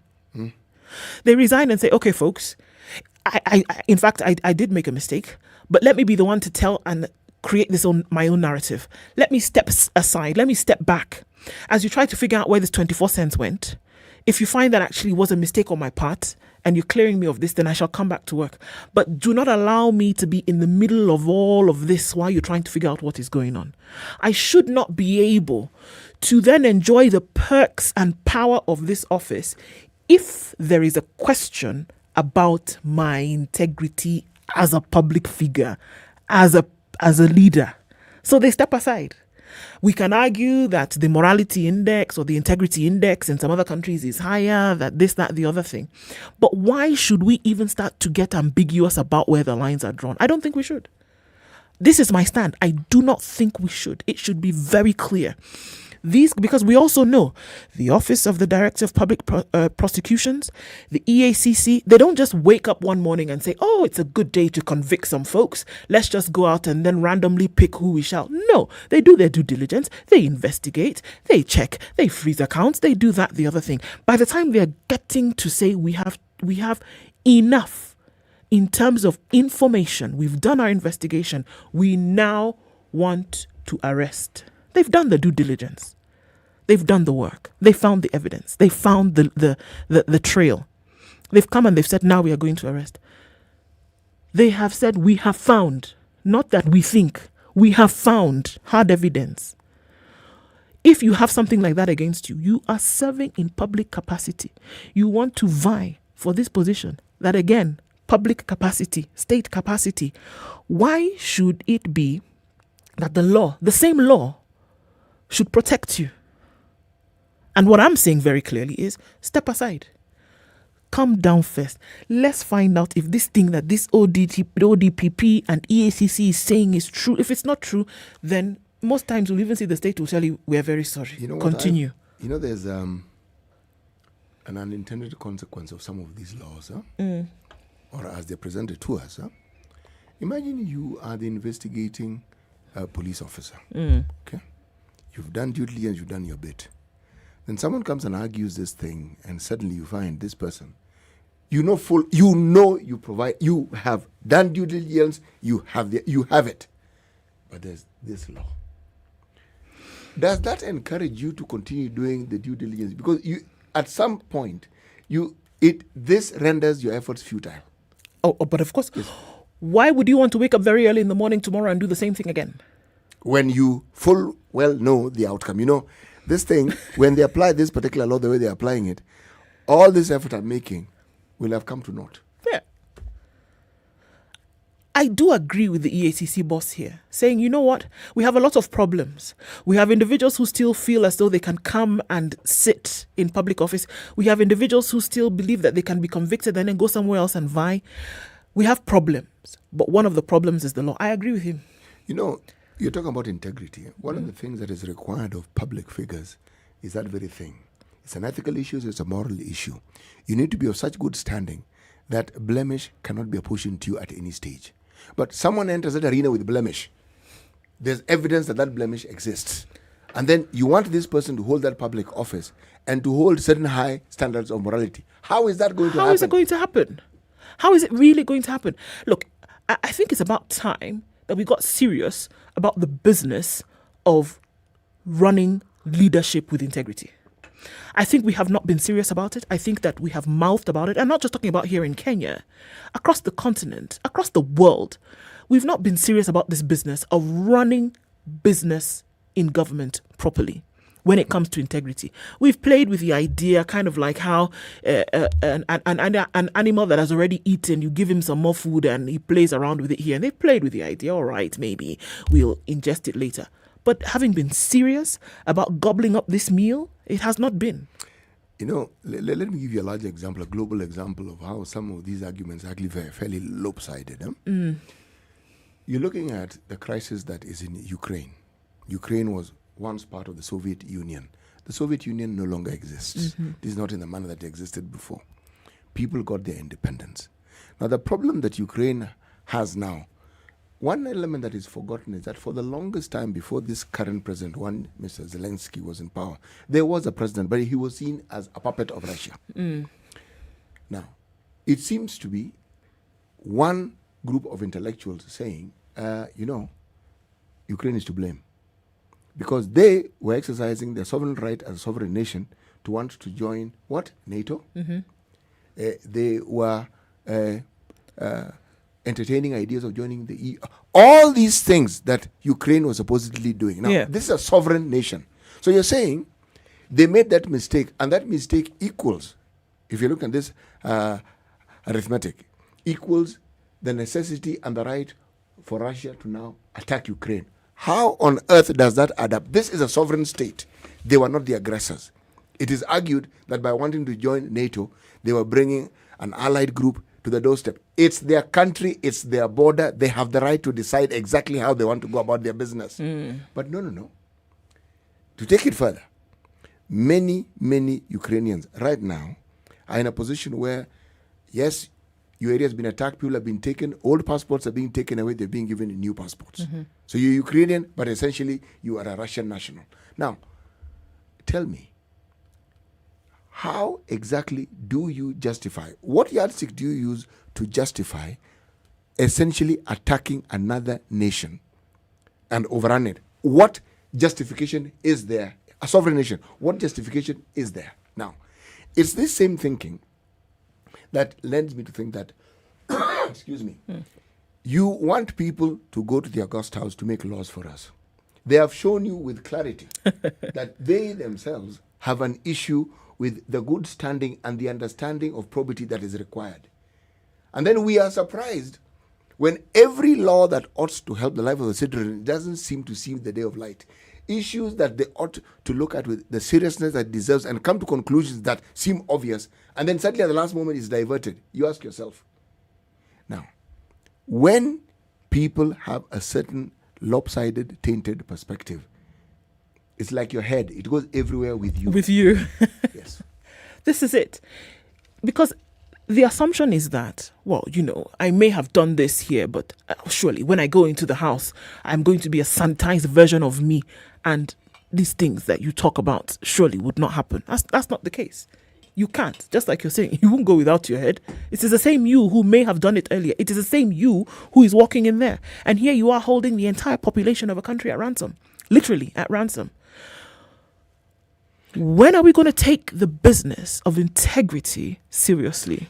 Do you know one of the reasons why these things are necessary, if you go by the history of nations that have dealt with this issue and raised the bar? It's because if you're already tainted, my friend, you are already open. You've laid yourself bare to all manner of attacks. It is easy for you to be ransomed. It is easy for you to be held captive because there is always this issue hanging round and over your neck. It is easy for you to be compromised. Now, the understanding of taking people and having them in public office is that there is nothing in their history that somebody can bring to bear or can point to in a way that can taint whatever character they have. But when you talk about tainting character, where people in leadership don't seem to give a flying hoot what people think about them. They more or less want to dare you by telling you, so what? Yeah, what are you going to do? What are you going to do? Really, literally, is what are you going to do? And I think that is the question. What are you going to do? What can you do? What can you do?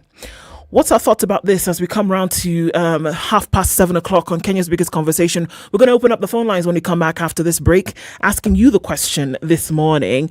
Is it about time that the law be changed to make sure folks who may have a taint on their image in terms of allegations of corruption or other kind of crimes should not be allowed to hold or vie for public office?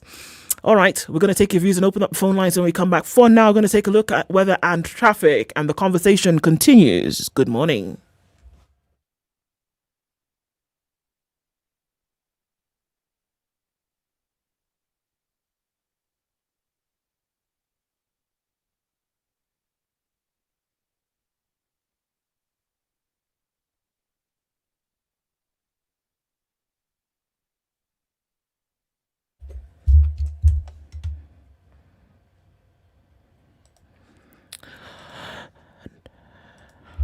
Nairobi, we're looking at mostly cloudy conditions at 16.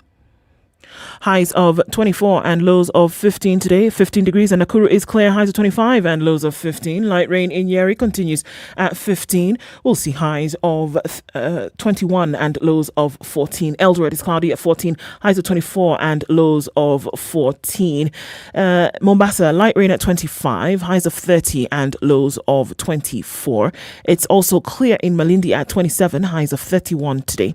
Kisumu is partly cloudy at 20, highs of 28 and lows of 19. And light rain in Kakamega at 19, highs of 27 and lows of 16. We're looking at light rain in Kampala at 21, highs of 26 and lows of 18, while in Dar es Salaam it's mostly cloudy at 23. We'll see highs of 31 and back down to lows of 23. Johannesburg is clear at 8, highs of 17 and lows of 7, while Lagos is mostly clear at 25. It'll go to highs of 32. 32 will also be the high in a rainy Kinshasa, currently at 24, and that'll be the low for today.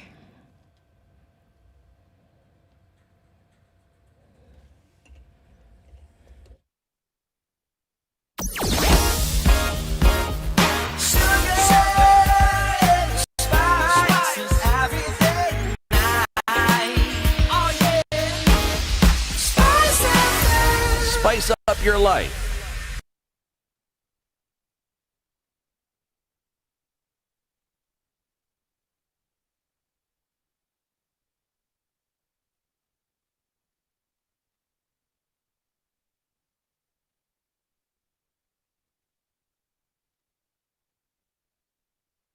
The following takes place between 6 a.m. and 10 a.m. Hey, it's getting hot in here. The media has greatly contributed to the moral rot that we experience in this country. I remember a senior politician telling me, point blank, nobody steals in the field. It's stolen in the granary. So my friend, if you're going to win an election, jipange kwa granary. I think we are suffering from Stockholm Syndrome. Okay, so that accident on the Northern Bypass this morning is causing quite a lot of traffic. And if you're looking at Committee Road, and some of that spillover is going to come on to the Thika Superhighway, which is what we are seeing this morning, is actually really, really heavy. And it's going all the way back, well past Outer Ring Junction, well into the belly of Kiambu County. And we're also looking at traffic coming off of Kiambu Road as well. And this is in and outbound. So we started off the first hour from 6 o'clock without too much, and then boom, in your face, too much traffic this morning. Limuru Road is also doing that thing. So the Northern Bypass usually would be your escape route from a lot of these areas, but it's a no-go zone, at least not for this morning, and this is inbound traffic. Let's look on the western side of the city, coming out of Western's Ring Road. Western's quite a lot of traffic this morning as well, keeping an eye on that. Coming then towards Chiromo and everybody else in there, Lavington, Kileleshwa, Dennis Pratt, coming out then towards Arboretum. That traffic also also is doing the rounds, coming through towards Wilson Airport on Langata Road. And we're also looking at Mombasa Road, right at that Imara Daima stretch. Beyond that, towards General Motors, and then outbound traffic, which, remember, if you're coming from the city and you're trying to turn, you must go all the way up, and it's causing some traffic this morning. Okay, traffic hour proper is where we are. Let's keep an eye on things this morning. SpiceFM KE on Twitter. Let us know what's happening where you are, folks, and we'll share. Find a good route, let's share that too.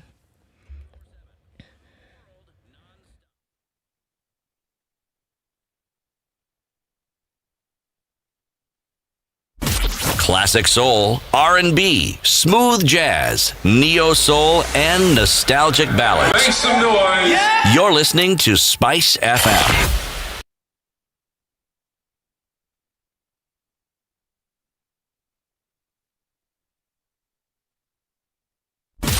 Classic soul, R&B, smooth jazz, neo soul, and nostalgic ballads. Make some noise. Yeah! You're listening to Spice FM.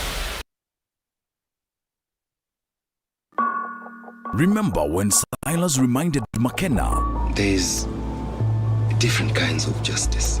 Prepare for the return of detective duo McKenna and Silas, fighting to protect their lives as they discover a justice system infiltrated by a mysterious cartel. So, will the law prevail? Get ready for Crime and Justice Season 2, A System Corrupted. Watch Crime and Justice only on showmax.com.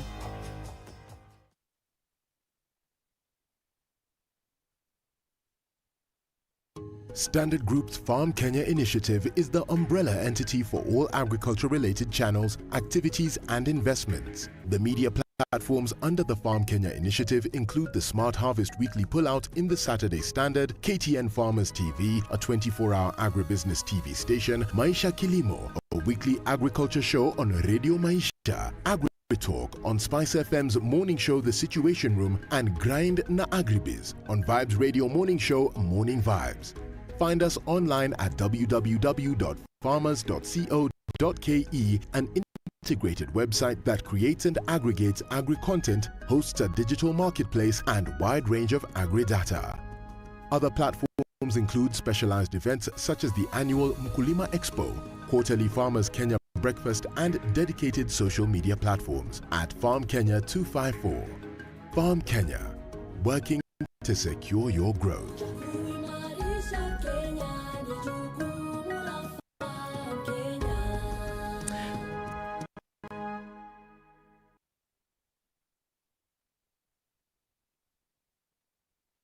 7:30 this morning, 23 minutes to 8 o'clock. Conversation continues in the Situation Room with Okoh and CT Muga this morning. And we continue that conversation. We would have been having a conversation today, interestingly, about the changes that would happen in Nairobi. But there's traffic. And so our guest was clearly very late this morning. But we continue with this conversation, asking, maybe even more importantly, at this point, why are we not able to deal with this matter whereby the vanguards of, anti-corruption, the vanguards of public prosecutions then are telling us that, our hands are tied. We are not able to do anything about this. We are not able to deal with individuals who may have, a dodgy past or dodgy activities, because the law essentially protects them. Isn't it about time that the law was changed? Whether you have a dutiful president, whether you have dutiful who or the other, if the law is something that folks are going to be able to rest on, then isn't it about time that we changed the law? Isn't it about time that Kenyans voted in individuals who are going to be robust enough in their resolve to then change the law, or at least make sure that we have people of integrity who are making the laws in the first place? Having made them, there's the issue of applying them. We always provide analogies of the Western world where these high levels of integrity are not only required but are seen to be maintained. But part of the reason why the citizenry are able to do this is because of their own, not just level of awareness. The citizenry are aware, but the acceptance that high standard is something that everybody should be held accountable to. But it is made possible because the citizenry of these countries have a certain understanding that their lives are appropriately looked after by their governments. And that the politicians do the very things that will continuously make the lives of the citizenry better. Now, it's a quid pro quo. When you have the beautiful plans that we have in this country and you have an array of proposals and their projects that are always being started, and it's dismal and it's heartbreaking that at the end of these projects, there's always something that goes wrong. Something that started off well with a lot of hope. And usually this going wrong thing has to do with, you'll find some additional money that previously had been budgeted for apparently less than it ought to have been. Suddenly you need to pay more. And the monies we speak of in this country are usually in the billions. Indeed. Okay. It's not small money. You are told money has been given during COVID for people to up their game and build health facilities that would be able to cope with the problem should we have an overrun because of the needs of services. What then do you see? You hear of counties where furniture, chairs, beds are being taken from smaller health units so that those who are doing the inspection can be given the false impression that indeed the money was used for what it was. Now you ask yourself, money specifically be given by the national government to upgrade your health facilities for your people. And you're playing these dodgy games. I mean, for heaven's sake. You know, they used to say that the only way you can start rebuilding is when everything has been raised to the ground. Ground zero. Zero. Ground zero has no basement. That it is at that point that you then be able to say, okay, let's start to build from here. And so I think actually, I mean, not to advocate for acts of God, but something dramatic ought to happen for folks to start to rebuild. Because right now, unfortunately, I mean, I dare say that a lot of people who are vying for public office today have very little in terms of public interest at heart. That, okay, let us actually come and build this nation. You probably can count those whose interest is vested in the development of this country. This rot began a while back, where somebody is given the mandate of being in charge of a public entity. They bring it to its knees. The next thing you know, that person is not only a member of parliament, but they also a minister. And you're thinking, hey, God Almighty. But what do you do with a limb that has gangrene? What did they, even before the advent of modern medicine? You amputate it. You chop it off. Because what would happen if you didn't? That the rot would continue to spread to the entire body. To the entire body, and then this entire being is going to die. So you'll be living with the death sentence, and you will be encouraging the death sentence. And if you ask me, what we are doing by continually voting in individuals whose character has already been besmirched by their own doing is that we are continuing with this death sentence on every cycle within which they are voted in. The impact of these decisions that are made, as you heard me say this before, that progressive countries like China, when you tinker with public offers, they shoot you in public because it's considered a crime against humanity. It's not you've stolen, you have affected and influenced adversely the lives of all the people for whom that resource was intended. It's how they view it. Yes. And I view it the same way. Because how do you have a situation where people just keep piling on top of what they have? It's not as though they have, but they keep piling. At what cost? At the cost of the very fundamentals that ought to go to the citizenry of this country who need the most. At that cost. So you're actually robbing the poor. Yes, you are. They're already poor. And the little that should go to them, you're taking it away. How then should we view you? And you do not see it as a conflict of interest, not even an issue. Even now, we have people who want to vie for gubernatorial positions, who want to be senators, who want to MPs. Some of them have been in public office. The truth of the matter is, you even wonder, if you look at some of their history, they were in one public office, there were issues, and it's usually around money. They left it, went to another public. You're not supposed to, you actually are not allowed. Our laws, when one public office has actually had an issue with you, it may be in court, but it isn't clear. It puts a clear X on you being employed in another capacity, whatever capacity in a public. You can't. But people, it's a merry-go-round. They move here, they go here. They move here, the next thing you hear, they're chairman of a commission and they're wondering, how on earth did this happen? Now, if it appears, because the message that is being sent is the basic requirements for any public office, for any high standing is you must be tainted. That seems to be the message you're sending. It seems to be that is the prerequisite then to put you in this position. Because we'll ask for this, but essentially, how tainted are you? How compromised are you? And it's unlikely that we will put you in that position if you don't have something. No, if you don't have the stripes of corruption. No. Can we really say that the folks who do the voting really have no idea of the individuals that they're voting in? Well, they have a very clear idea. So why is it such a problem? And I think the reason is that there is a disconnect between loss of funds, loss of integrity, and what the situation should be. Often folks accuse me of being an idealist. And I'm going to say... Is it a bad thing being an idealist? I think it's a wonderful thing. Because what you do is that you have pictured what the situation ought to be. Now, all the information that you have and it is not connecting to what this ideal situation is, those are the things then that you ought to remove. And so for me, I'm hearing the plight of these two gentlemen who are saying, you know what, guys, we are trying, but we've been wrapped up in the law, number one. Number two, we know that these individuals are going to come again and rely on the law in order to save them. So we need you.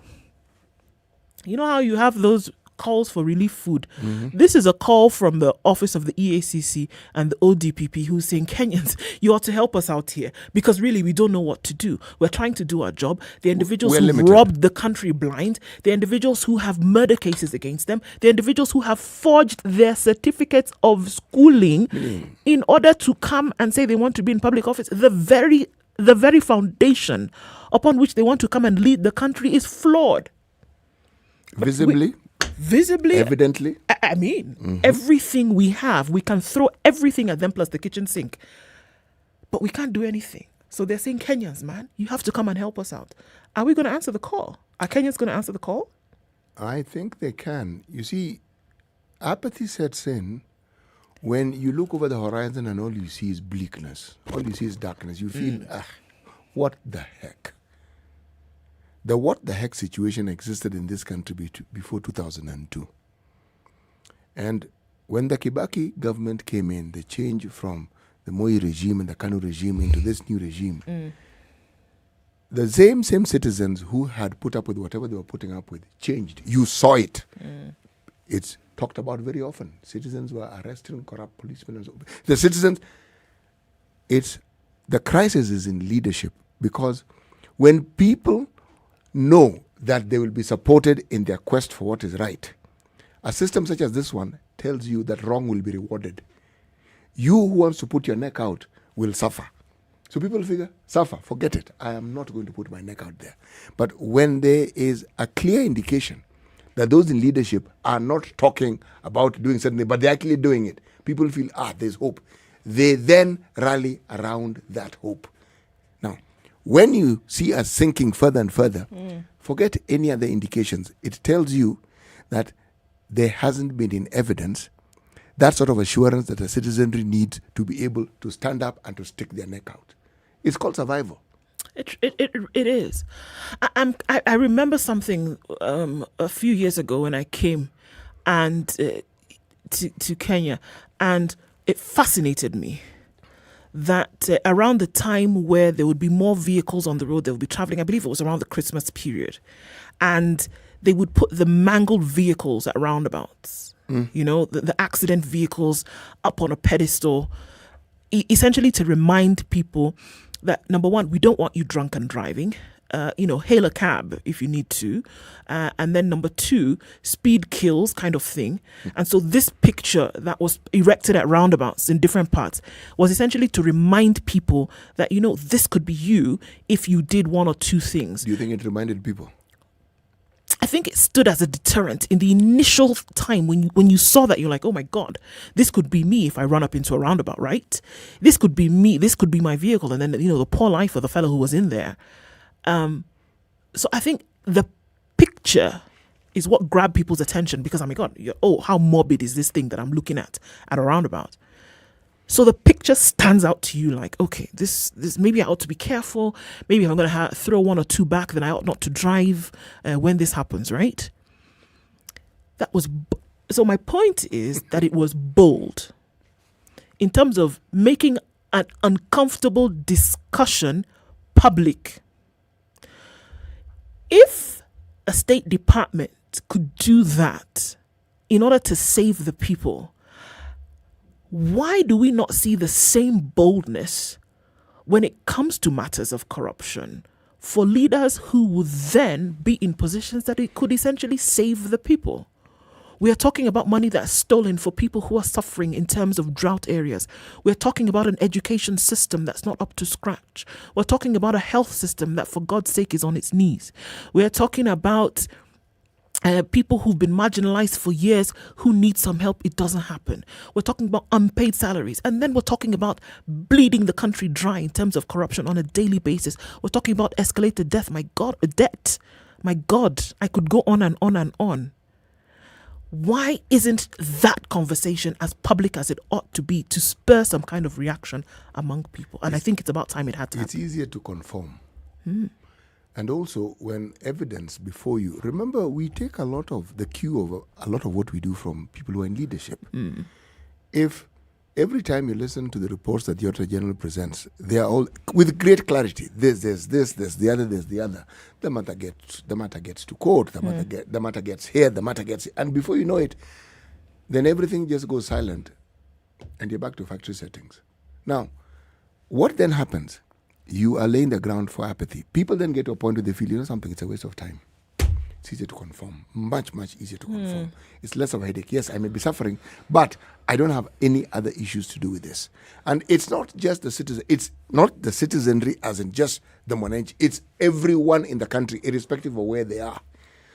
It is not difficult for us to move to a point where we accept impunity as just part of the way we do things. We accept bribery and corruption as just the way we do things. But it is also equally true that when there's leadership that shows it supports what we are talking about as moral positions, correct positions, then the queue has been set and people can now follow and say, something, the law is being upheld here. Why do you think one Mr. John Michuki was able to tame the matatu industry? Because the citizenry supported him. He was supported.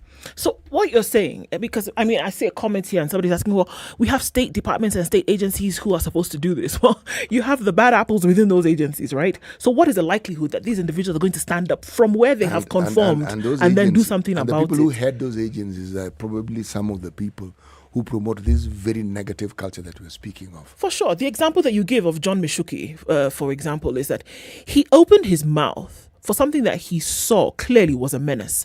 But at the same time, yes, it was in rhythm with what the people... The people were fed up. They were fed up. But they waited for leadership. He provided but they needed somebody to come out and say, this is the direction in which we are going to go. And people followed. Yeah. They said, hey, folks, we'll walk. It's okay, but fix this thing. Yeah, we're not going to board it. We'll walk. Yeah. Now, the examples of what was going wrong in the industry then were brought to for a very long time. Thank you. Now, this is what I am saying. We talk about corruption like it's something that, you can just, you wear it, you put it in your handbag or you stuff it into your wallet and you just walk around with it. But I'm saying that if you do not make the losses of corruption, or if you do not make the demerits of dealing with somebody who is tainted in leadership, if you do not make those things visible to the people will never know what is hurting them. Again, it's like the toad who's being boiled in hot water doesn't know it's enjoying that warm temperature until the thing is boiled within an inch of its life, it's dead, right? And I think that's the situation in which we are in right now. You really do not know the negative or aspects of corruption until it hits you in the face. And I am saying that Kenya needs a slap in the face moment. Make it very clear what is happening with corruption. Make it very clear who the perpetrators are and deal with this thing once and for all. Actually, any problem that a citizen of this country may face when it comes to services that ought to be provided, take your pick. Just choose any. it will be as a result of the corruption that you're entertaining. Just choose it. Your child can't get to school. You have to sleep on the roadside, on the pavement to wait for all that. It has to do with precisely that. There is nothing that we see in this country that ought to be done and isn't done that cannot be traced back to this very same thing that we're saying. Do you think the connect needs to be made for people? It has to be reminded. They know it, but they need to be reminded and reminded and reminded. Because the person who's sleeping on the side of the road waiting for the constituency office to open in the morning, at that point, when they get the 5,000 shillings, because that's about the size of it for your child to go to school, when they get that 5,000 shillings, putting aside the hope that maybe they would have gotten more, do you really think that there's a connection that they're making between, well, you know what, the corruption that's happening rapidly around this country is contributing to this, that I've gotten less than I should have to send my child to school? You know what the real problem actually is okay, you may not have the money that you need, but corruption kills opportunities. Kenyans are hardworking people. You give them an opportunity to do something that can earn a living, they will do it.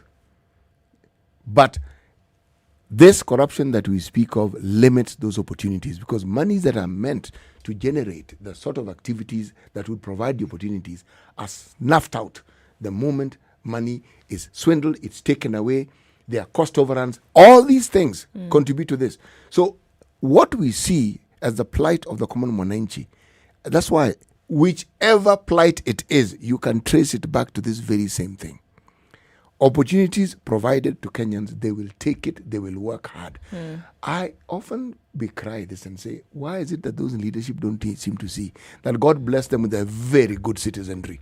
People who don't actually bother you. If you give them the opportunity to do what will get their lives, they will do it. But you must poke the bear.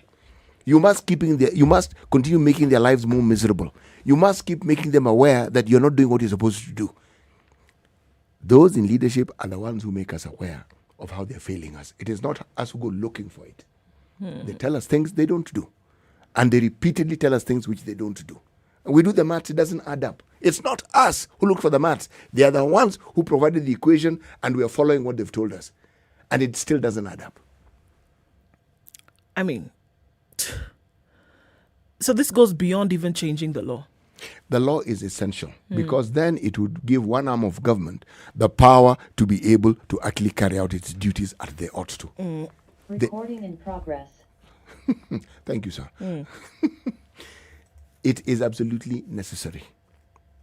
Why do you think that even constitutions keep getting amendments? Because you have a constitution, you put it into operation, laws are made around it, then suddenly when you then put to practice, you realize, hey, my friend, there is a gap, there's something we didn't configure, there's something we didn't consider. But you wouldn't know it unless you actually put it into action. No, you wouldn't. The path of a reformist is rarely comfortable. No. You want to look around the world, take your pick. There's nobody who came about and said, I want to change things. There's nobody who said, we want to bring some kind of, topple, the apple cart kind of thing. There's nobody who did this it's not a in a comfortable bed of position. roses. No, it really isn't. It's going to be difficult. It's going to be hard. But the benefits far outweigh the uncomfortability at that point. And when you hear those who've been appointed by said state to carry out these duties complaining in the manner and regularity with which they are, how frustrated do you think they actually are? That they're actually trying to do a job, that they're trying to uphold these pillars of integrity in the country. They're trying to make sure that those who've done wrong or those who have any kind of, stain on their name be questioned, be brought to book.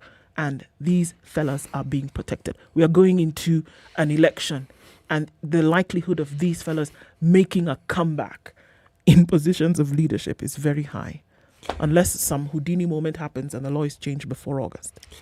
The citizens of this country have one other capacity to make changes when they feel the need to. And the opportunity is here, and that's what an election brings, that opportunity for you to actually be cognizant of what will benefit you. And that lies in choosing a leader whom you know doesn't just prevent an image of integrity, but will actually uphold integrity when they are in that position of authority. Indeed.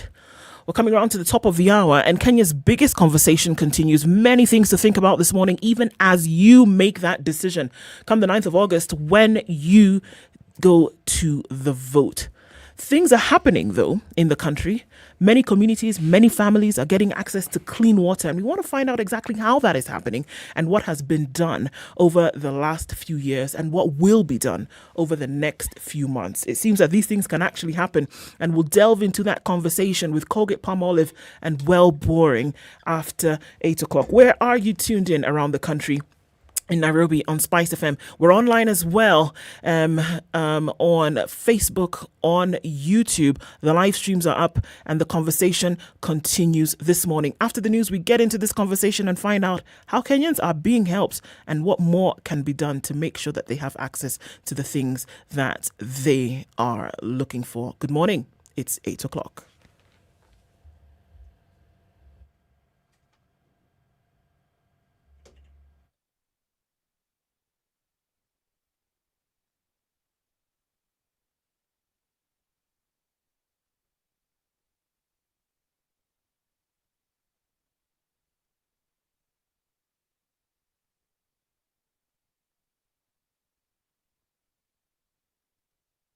The latest news from around the world. 94.4 Spice FM. Section of company leaders who are part of Azimio have vowed to continue persuading Wiper leader Kalonzo Musyoka to remain in the outfit despite losing the running mate position.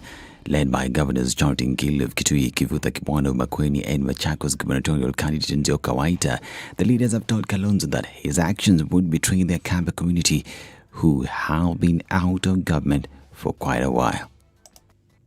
The message to Stephen is we are in Azimio, the community is in Azimio, please come back to Azimio when there is time. And the interests of the people of Ukambani are bigger than the interests of one individual. My brother, Raila Amolo Odinga, I am going to support you for the third time, unconditionally. Unconditionally. That was the word. Akusema, lakini nikusupport, nipatie hii na hii na hii. This is Azimio's Executive Director Raphael Tuju defended Martha Karua's nomination as Raila's running mate, saying it was aimed at persuading women in the country as well as get the Mount Kenya vote and that it wasn't a biased decision. These as latest development indicate that aside from getting the Chief Cabinet Secretary position, Azimio had promised to give the Ukambani region 20% of the government.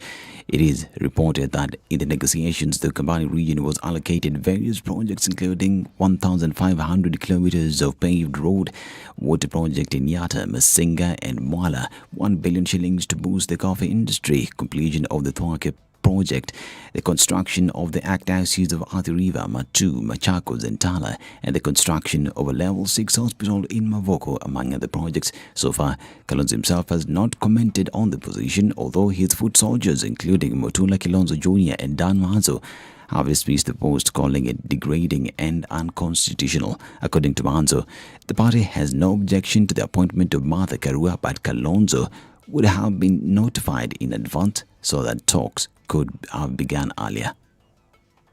Kalonzo Musyoka is the biggest cornerstone supporting the candidature of Raila Odinga in Azimio Oka. And if you were to withdraw that cornerstone, the whole campaign strategy will collapse. We have no problem with their choice of Honorable Martha Karua. It's not that they should have told Honorable Kalonzo Musyoka a long time ago. It's a matter of honesty and utmost good faith. And they discuss, the three of them. Instead of hiding cards, all cards should be on the table if you want to progress. Now, the Rokaniti Senator Kithure Kindiki has relaxed his stance on the possibility of being nominated for any government post after not being nominated to be William Ruto's running mate. In an interview with Citizen TV, Kindiki noted that he's still loyal to UDA and that he could accept a nomination to serve in the Ruto government if the appointment matched his expectation.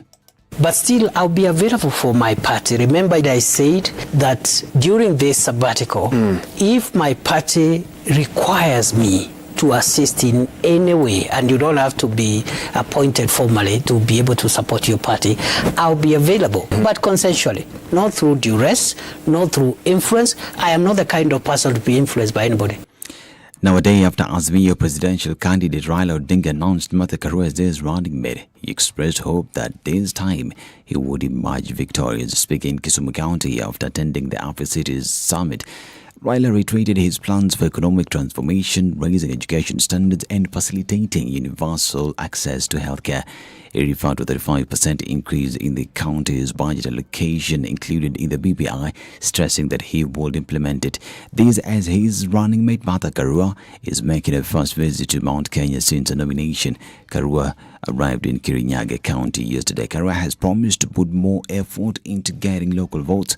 Karua was accompanied by various leaders including Agriculture CS Peter Munya, Jubilee Secretary General Jeremiah Kioni and Kieni MP Kanini Kega said together with Raila, they have enough experience to lead Kenya. Now, the number of nomination disputes within political parties has significantly reduced this year as compared to last year. Registrar of Political Parties under it says that despite challenges that have marred the nomination exercise in 2022 that cuts across all political parties, there has been a great change. This is Newswire. I'm Dennis Aseto. Good morning.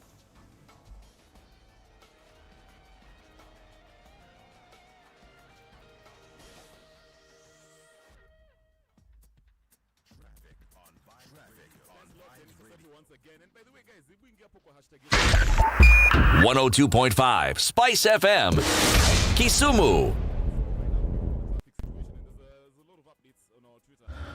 All right, at a few minutes after 8 o'clock, and we're looking at what's on the roads this morning. Traffic still building up on the Thika Superhighway coming into the city.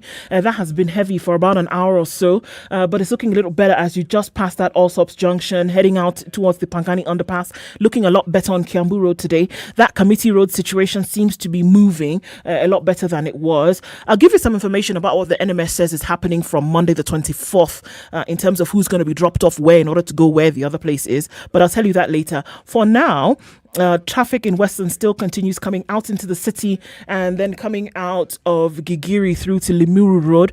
That is still pretty busy this morning as well. Also looking at Uhuru Highway getting into the CBD, we have some traffic coming off of Haile Selassie, which spills over from Landis, which in turn spills over from Jogo Road. Traffic hour still where we are in the belly of it this morning. Where might you be stuck today? Let us know. Talk to us on SpiceFM KE on Twitter. Text 40127. Let's keep things moving this morning.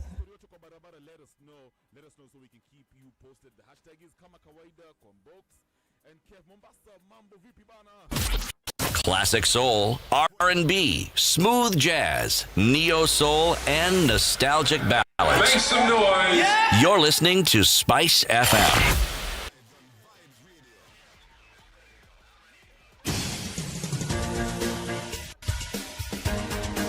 This is the Situation Room, the home of hard-hitting political commentary and penetrating insights about the state of the nation. This is a talk radio experience like no other. The Situation Room, a place for hard truths, debates, and elevated conversations. The Situation Room, witty, political, engaging, deep, controversial. In the room, we have C.T. Muga, researcher, academic, seasoned political observer, a fountain of wisdom in these politically uncertain times. Ndu Okoh, Nigerian by birth, Kenyan by choice, communications expert, Pan-Africanist, a truth seeker and believer in people power, and Eric Latiff, agent provocateur, the man in the chair, seasoned journalist. Indeed, the only way to start your day at 8 minutes after 8 o'clock. Welcome to Kenya's biggest conversation. It's the Situation Room. Tuned in around the country, spicefm.co.ke, around your frequencies. And at this hour, at a few minutes after 8 o'clock, welcome to our audience on KTN Home.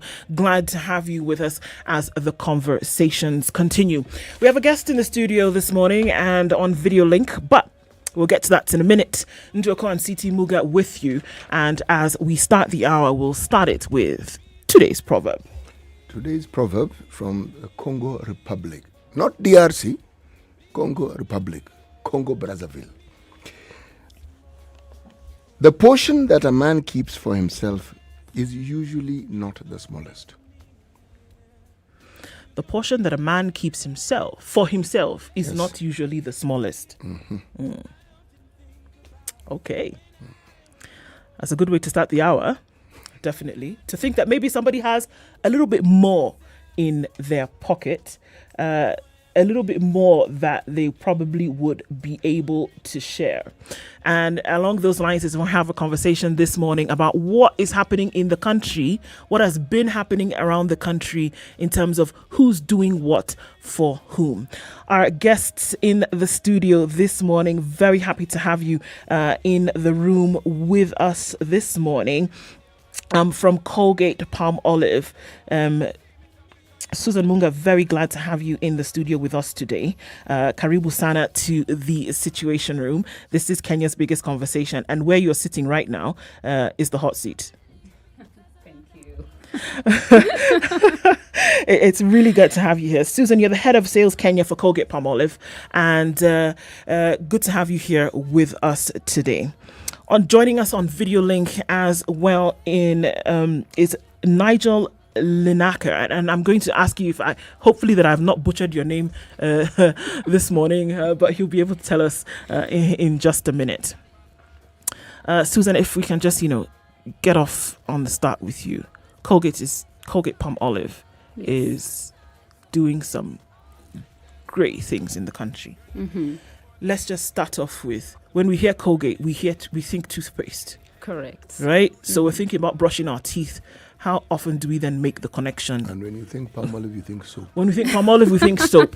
So it's it's your hygiene things, and then you're not really thinking about jumping over towards anything else. So tell us a little bit about this. Okay, great. Thank you so much, and thanks for having me. It's an honor. And just to start off, yes, when you think Colgate, you think toothpaste. When you think you hear the name Palmolive, then you think soap. You're right. So the Colgate company full name is actually Colgate Palmolive, and this is coined from the fact that we do have different products within our portfolio. And let me mention, even before I go to what we do have, is that Colgate is considered as one of the most caring companies in the world. And we are, we have a mission as a company to reimagine a healthier future for all people, their pets, and the planet. And I know you're looking at me thinking, pets, where do pets come onto these? We just spoke about a soap, a toothpaste, now we're talking about pets. So I will get into those details. But yes, so we do different things, and we are in more than 200 countries across the world where we do trade and sell all Colgate products. And we have 4 categories. Let me just mention them. Then it will shed some light on why you think more toothpaste than anything else. Right. So we do take care of what you call the oral health of every person, So the teeth, the gum, the breath, we fight cavities. And that's what the brand that does that really is a Colgate toothpaste itself. Right? And we also have toothbrushes. So they go together, the toothpaste and the toothbrush. We also have mouthwash and floss that also help to take care of your oral care. And then on Palmolive, that's when we cross over to a category which we call personal care. And personal care really deals with Palmolive and the Protect soap, which is maybe brands that you have used as Kenyans, because we do have them in the market. Yep. And then we have the favorite fabric softener called Stay Soft. It's also part of the Colgate company. Some of the brands, yes. I had a moment when I've not connected the two because you don't really think so. But okay. I know. Most people don't really think so. But yes, Colgate is more than the toothpaste. So we do have the fabric softener. And the 4th category, which might shock you, is a pet. We do take care of our pets, and we have a pet nutrition and a company called Hills under Colgate Palmolive that deals with everything to do with your fur babies, your dogs and cats. So we are more than toothpaste, and we are in many countries, and yes, we are a global company. Yes. Okay. So, I mean, definitely beyond, human care going into animal care, but then I think you've done a lot more. I mean, the last 1.5 months we've been talking about what you as Colgate has done then around the country in terms of providing an invaluable resource, because when I think about opening the tap and not having water run out of it, or doing certain things and not having water, I mean, whoever coined the adage that water is life knew what they were talking about. Mm-hmm. So now here doing an invaluable thing, providing water in communities who for that would be a dream. How did you even think that this would be something that you could do? Yeah, so you're right. So we obviously, as a company, do more than selling toothpaste. So let's put the commercial part aside of selling toothpaste and get into really what else we do. So we've been recognized globally for our efforts really in managing our environment or being promoters of environmental sustainability and our community well-being. And that is where exactly this water initiative that you may have heard for the last 2 months started from. Mm-hmm. And let me just mention that the last 2 months is when the campaign in Kenya, we opened it up to media and all that, but it's been running for the last 4 years. Yeah. It's actually an initiative that we partnered with Well Boring. I know we do have Nigel on the call, and he will even talk more to it. But we partnered with Well Boring the last 4 years, and really to give clean water and safe water, I may say, to communities around Kenya. So how did this come about? This came about when we looked at our company's purpose on why does Colgate-Palmolive exist. Remember, I mentioned that our main purpose is really to reimagine a healthier future for our people, their pets, and the planet. So this is a planet that we're going to talk about right now, and also our people, where we do then, as a company, decided to commit to providing that safe, clean water, and decided also to save water. And that is how this really came about. The second reason on why we really pushed into this initiative is because of the brand purpose of the Colgate toothpaste brand. Okay, so the toothpaste brand really stands for, we do say actually internally, and that's what we call out, that we do believe that everybody deserves a future they can smile about. And of course, that is coined from the Colgate smile, right? So what then do we need to do to make sure that we give everybody a future they can smile about? We go into our communities, we see the problems that are there in terms of water and environmental sustainability, and as a company, we want to come in and help out and do the most that we can to give everybody a future they can smile about. All right. And then the water initiative, if I can just say, when we look at our global 2025 sustainability strategy, it's 100% aligned. And what do I mean by that? That means that, we believe that we need to sustain the environment and we need to conserve the water, to save the water and conserve the environment around us. So when we looked at the initiative, really, it helps on that. So those are the 3 key things that made us start off the water initiative. You may have heard it about 2 months ago, but like I said, it's been there for quite a while. Right. Okay. Now, allow me to just dig a little bit into the main reason, as Kenyans, why did we decide we have to act? As Colgate Kenya, why did we say we have to act? We have to go into our communities and offer clean water. So I'll introduce to you a program called Bright Smile, Bright Future. Bright Smile, Bright Future is a program that is owned by Colgate, started in 1991. So what we do with this program is that we go to schools within our communities and we teach kids how to brush their teeth. So we teach them on the how, we teach them on the when. Most people believe, people believe I only need to brush my teeth when I'm stepping out, maybe for a social event, or when I have a toothache, I need to sort that out by brushing my teeth. But what we do with this program is we go to schools, teach them how to brush their teeth and when to brush their teeth. And of course, the do's and don'ts, don't eat this or eat this, and you will have a good oral health. So when we went into the schools, we faced a few problems. So the first problem was, we go into the school, we want to teach these kids how to brush teeth, but we realize even in that school, there is no water.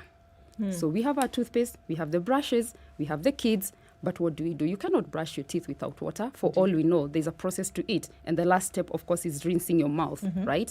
So we needed to sort that out. So what we did as a company, we are smart people. We decided, guys, let's go get bottled water and come teach these kids how to brush their teeth with the bottled water. But as you can imagine, that is also not sustainable to our environment. Because what happens tomorrow when you leave? Exactly. Yes. What happens tomorrow when we leave? Not beyond that, the plastic bottle will just be thrown, and it will then become, toxic to our environment, and eventually we'll have so many plastic bottles lying around. So it was not a sustainable solution. So we put that aside and we said, okay, let's go back again to the drawing board. And again, to your point, if these kids, or when these kids go back home, then they still face the same issue of not having water. Remember, as a Colgate employee, I'm telling them, brush in the morning, brush in the evening. Yes. But when they go home in the evening, there is no water. So that is still not helping the situation, right? And then it was so sad, actually, and quite touching to me personally, because when you look at these kids and how much they walk to fetch water or to get at least into a water source, let's not even have the discussion whether the water source is a clean source or not. But for them to get there, they walk kilometers and kilometers to at least get water. And what used to happen is that, of course, by the time they get home from the water source, they've either missed half a day, so they do not attend school. So the future of this kid then is compromised, right? Okay, so let's assume they get the water, they go home, but the water is contaminated. We do know that the water sources nowadays are not as clean as they used to be back in the day. There's a lot of chemicals into the water. And then this water was really a source of waterborne diseases like cholera, typhoid and such. So most children then used to drop out of school, and because they are either sick or they are nursing a sick parent back at home or another sick sibling at home. So school attendance was a problem. And as Colgate, we really believe in offering education for our children, in facilitating to make sure that our children go to school. So all these problems, the first three that I mentioned, and the one that we actually experienced when we went to the ground in our communities, when we were running the Bright Smile, Bright Future program, really gave us a wake-up call. And this was a chance for us as a company to act, a chance for us as a company to do something in sorting out the water issues and helping these children go back to school and help reduce the dropouts, help reduce the waterborne diseases in our community. And then we pose the question, then what do we need to do? And the water campaign was then brought to life in that sense to address all those issues.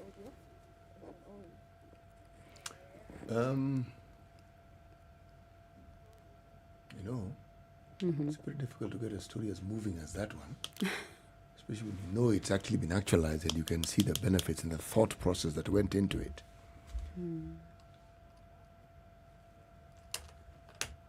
You've mapped out the places you would like to have these wells. Correct. How many communities in total, not where they are, just the numbers, do you hope to have actually reached at the time when you feel that the campaign has reached the point at which you had planned it to reach? How many communities do you plan to reach? So, City, right now, I can attest that we have reached at least over 90,000 lives. And I'll explain how that happens, because when we come to your community, for example, and identify that there's a water issue, and come up or team up together with a well boring team, and we put up a well, that water well services more than the primary school, for example. It services the communities around.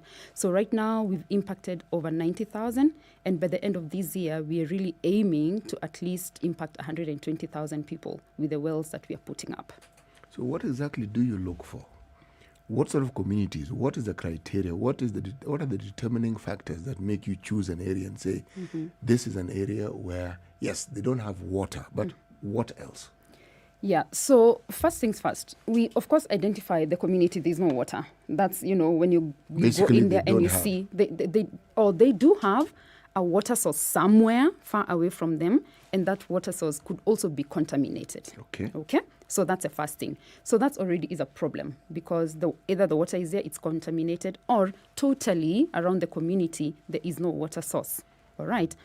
So once you qualify for that, and sorry to say it's a sad qualification, but once a community qualifies for that, it's a realistic qualification. And it's a realistic, exactly. It's real. It's exactly what we face when we go down to these communities, So once we do that, then that's when we bring in Nigel and the team, and that is a well-boring team, because as Colgate, we are not experts in drilling wells or even in finding out. If I go to a community, all I'll feel is sad and sorry if the issue is there, but I will not know whether there is even a close water source. So Nigel and the team come into this, and then he will do the groundwork, assess whether there's a possibility of a water well, and then he will then say, okay, fine, Colgate team, we are ready for this community, and there's probability we could sink a well, and let's do it.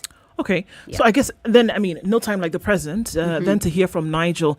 Nigel Onyeka is the co-founder of Well Boring. We can't get you on video link, but we can hear you, and maybe to just, step into this conversation to find out how then do we exactly make the connect. But of course, good morning to you, Nigel, and welcome to the Situation Room. Good morning, Ednah. I'm delighted to be here with you. So, as Susan was saying, we work with communities that lack safe water. And then we have to do the groundwork. We have to establish whether there is water around that we can reach by sinking a well. Mm. Is that at a reasonable depth? Can we make the drilling happen? And then the other part is we want to really engage with the community so they understand their responsibility, what they can bring to the process, how they'll form a water management committee to look after the water, how they'll engage and share, and then we can move forward together, all being well. What are some of the, I'm interested to know, because as Susan was saying earlier, you go into a community, you may not be aware of the challenges that they face in terms of accessing water. Obviously, then going into a new initiative, then you find out, hold on a minute, this water is vital to having this thing happen. Do you ever get into a situation, Nigel, whereby, as you say, you do the initial, mapping, and you find that in this place where this resource is so needed, we are not able to then dig a borehole? Great question, Ednah. So we don't know whether there will be water and how deep we'll have to go to get water. So we expect to successfully drill, once we've done our surveying, successfully drill only 9 out of 10 times, only 90% of the time. So sometimes there are problems. We can start with one approach to drilling and then find we're working through granite and we need to switch from mud drilling to air drilling. Occasionally we find that the water itself, way down underground, isn't suitable for drinking, but almost always it is. And of course we rigorously test the quality of the water when we get there. So it's a challenge.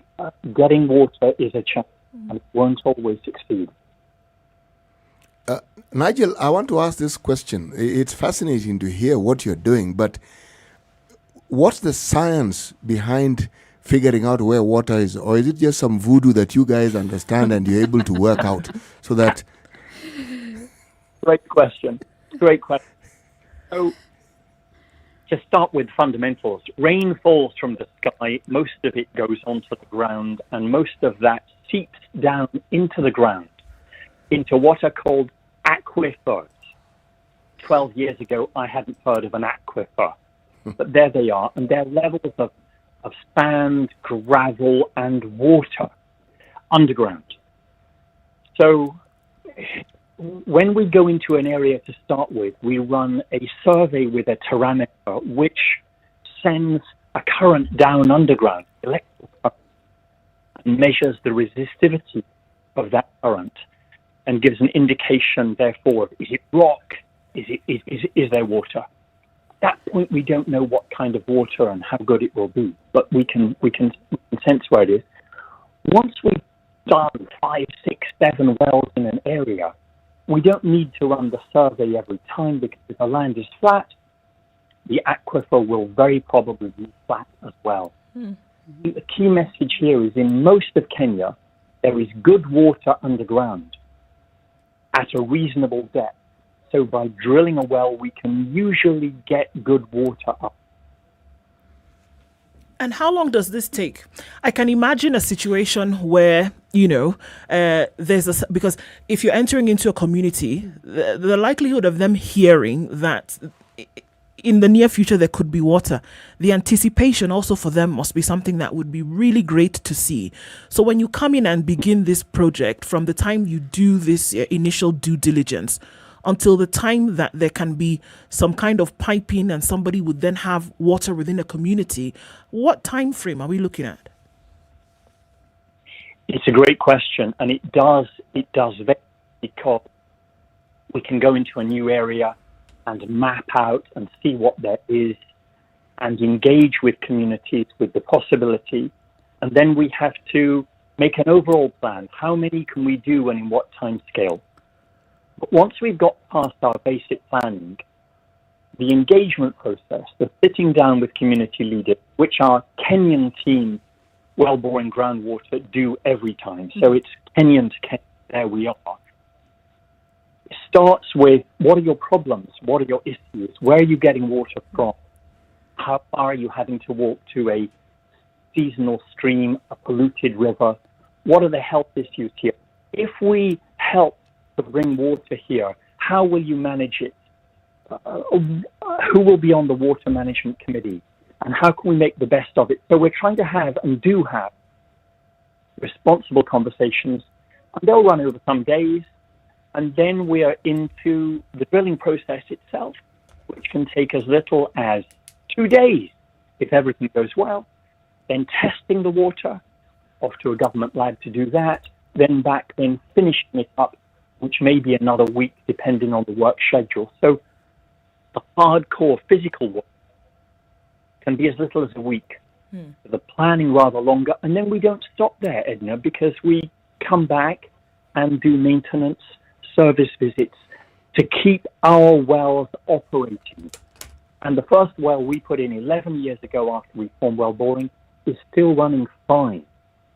And wells can last, providing they're maintained. And that's another huge issue. So we've now created a film showing people how to service wells to avoid this problem of wells breaking down across the country. Could you talk a little bit more about that? How you maintain wells, whether the community that well is serving need to be trained in order to understand how best they can ensure that the well keeps giving them the service, or how it is that well boring goes into the business of ensuring that that well continues doing what it's intended to do. Could you just walk us through that? Nigel, if I can jump in there, I'm going to ask you to hold on to that, because I'm sure we're going to need some more time to go into that, because we're going to take a break right now, and then we're going to come back after the break and look into that question, really important one that CT has, if you don't mind. It's Kenya's biggest conversation. We're talking about lives changed because of this partnership between Colgate Palmolive and well boring, making water available to many, many Kenyans over the last 4 years and into many more years. It's 29 minutes to the top of the hour. Kenya's biggest conversation continues. Good morning.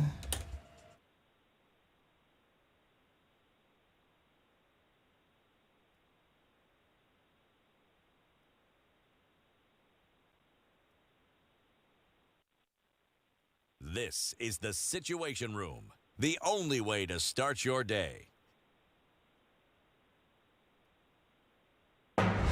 The following takes place from 6 a.m. to 10 a.m. every weekday on SpiceFM. This nation has never healed genuinely from the 2000-2008 violence. We've never had a healing process. We've swept it under the rug. Let me tell you, the handshake was the most disastrous political event in the history of country after the coup attempt of 1982. There's no Kikuyu pothole, Luo lack of water, Right. Okamba, lack of traffic. Yeah. There is no Luya lack of drugs in the hospitals. Or Jaluo one. All our issues are the same issues. If you are in a room and just about everybody in that room has a court case or another, what impression does that give you? What are you saying? Why haven't you done it in the last 20 years? But they're telling us, like August, some miracle is going to happen. My friend, I want to tell Kenyans, you'll be in for a rude shock. The Situation Room, Kenya's biggest conversation. 17 degrees and cloudy conditions in Nairobi. Today we'll see highs of 21 and lows of 14. Cloudy conditions in Nakuru at 17, highs of 25 and lows of 15. We'll see highs of 25 in Eldoret, where it's partly sunny at 17, coming down to lows of 14, and it's raining in Nyeri at 16, highs of 21 and lows of 14. It's raining in Mombasa at 25, highs of 30 and lows of 24, and we're looking at light rain as well in Malindi at 28, with highs of 31, will come down to lows of 27. It's mostly sunny at 21 in Kisumu, highs of 28 and lows of 19, while in Kakamega it's sunny at 20, highs of 27 and lows of 16. Looking out into Kampala, it's cloudy at 22, highs of 26 and lows of 19 today, while Dar es Salaam is sunny at 25. We'll see highs of 31 and lows of 23. Johannesburg this morning is sunny at 9, highs of 17 and lows of 7, while it's mostly clear in Lagos at 25. It'll go to highs of 32. 23 and cloudy conditions in Kinshasa, highs of 32, back down to lows of 23.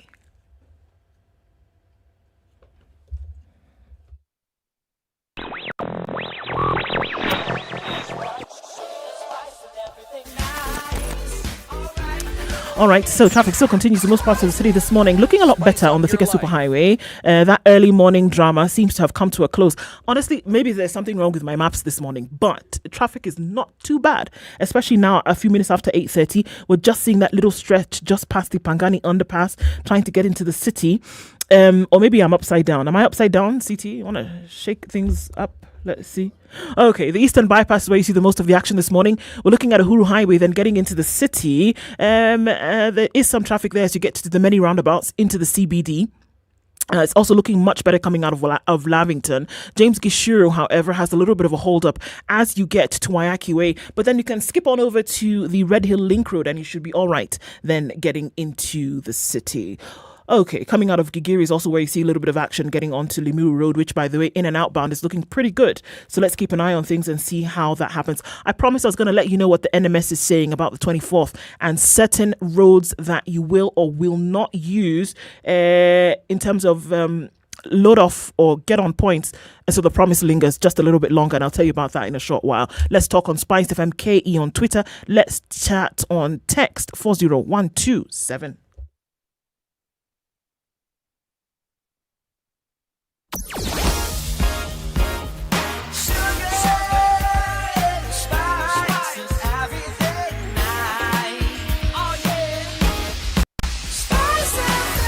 Spice up your life.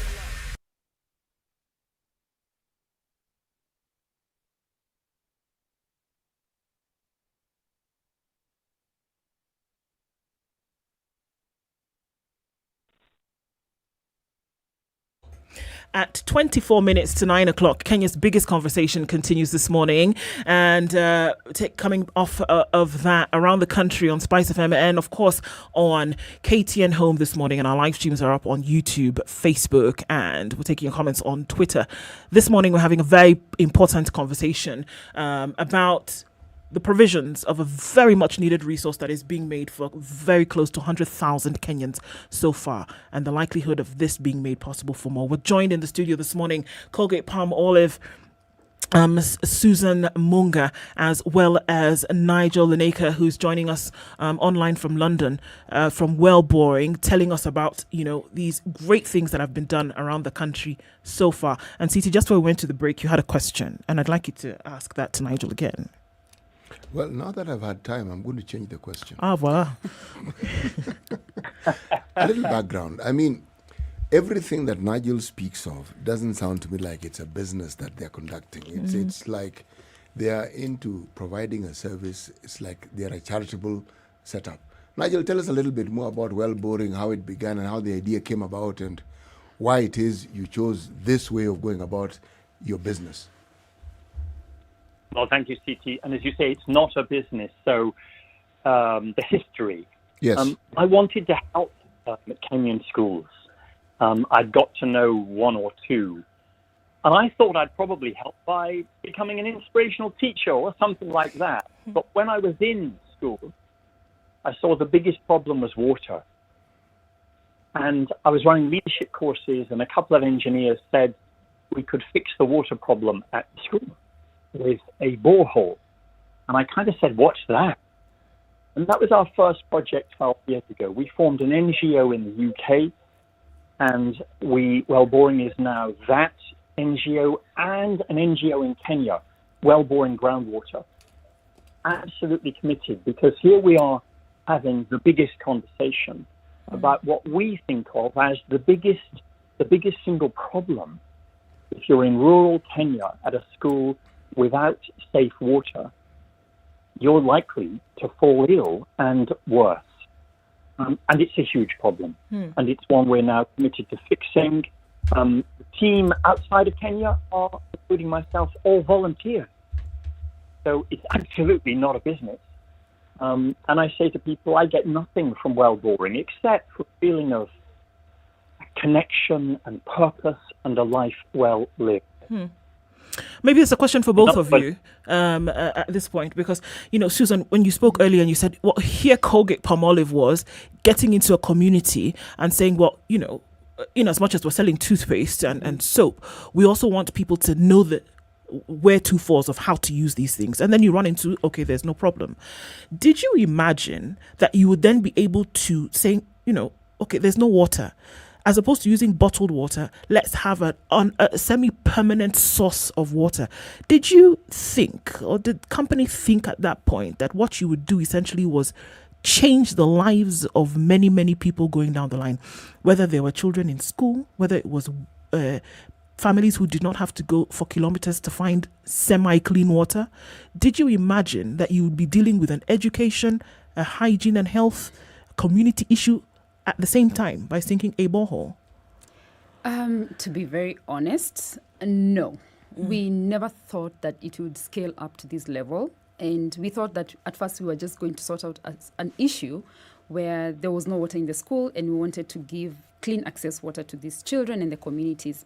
But yet it went now broader. I mean, it's all of a sudden become quite big. And, when we looked at the whole initiative and we looked at who we are as Colgate and what we stand for, then it also spoke to us. It spoke back to what we believe in and what the purpose is for the company. So, and it's quite an honor and actually something that we're very proud of, even to go to these communities, because when Nigel and the team are sinking the boreholes and we are by their side, you can see the joy in these, on the kids' faces, and the impact that you've even had, even over and beyond getting that school kid back to school or back to class. You can even see they use the same water to do irrigation for their crops. So meaning you're even going further and putting a plate of food on the table for these families, So it becomes quite big. It becomes more than the oral hygiene that we were even speaking about, to even changing people's lives as a whole. Yeah.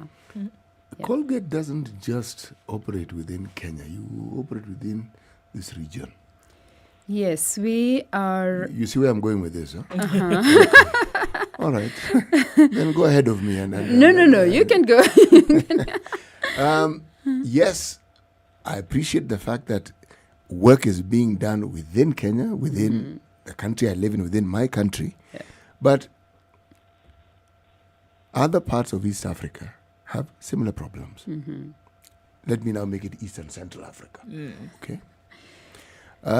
Does Colgate-Palmolive have plans to perhaps, because given how this particular program has expanded, you've had a very clear understanding of what it's doing and what it's achieving and how far-reaching the positive consequences are.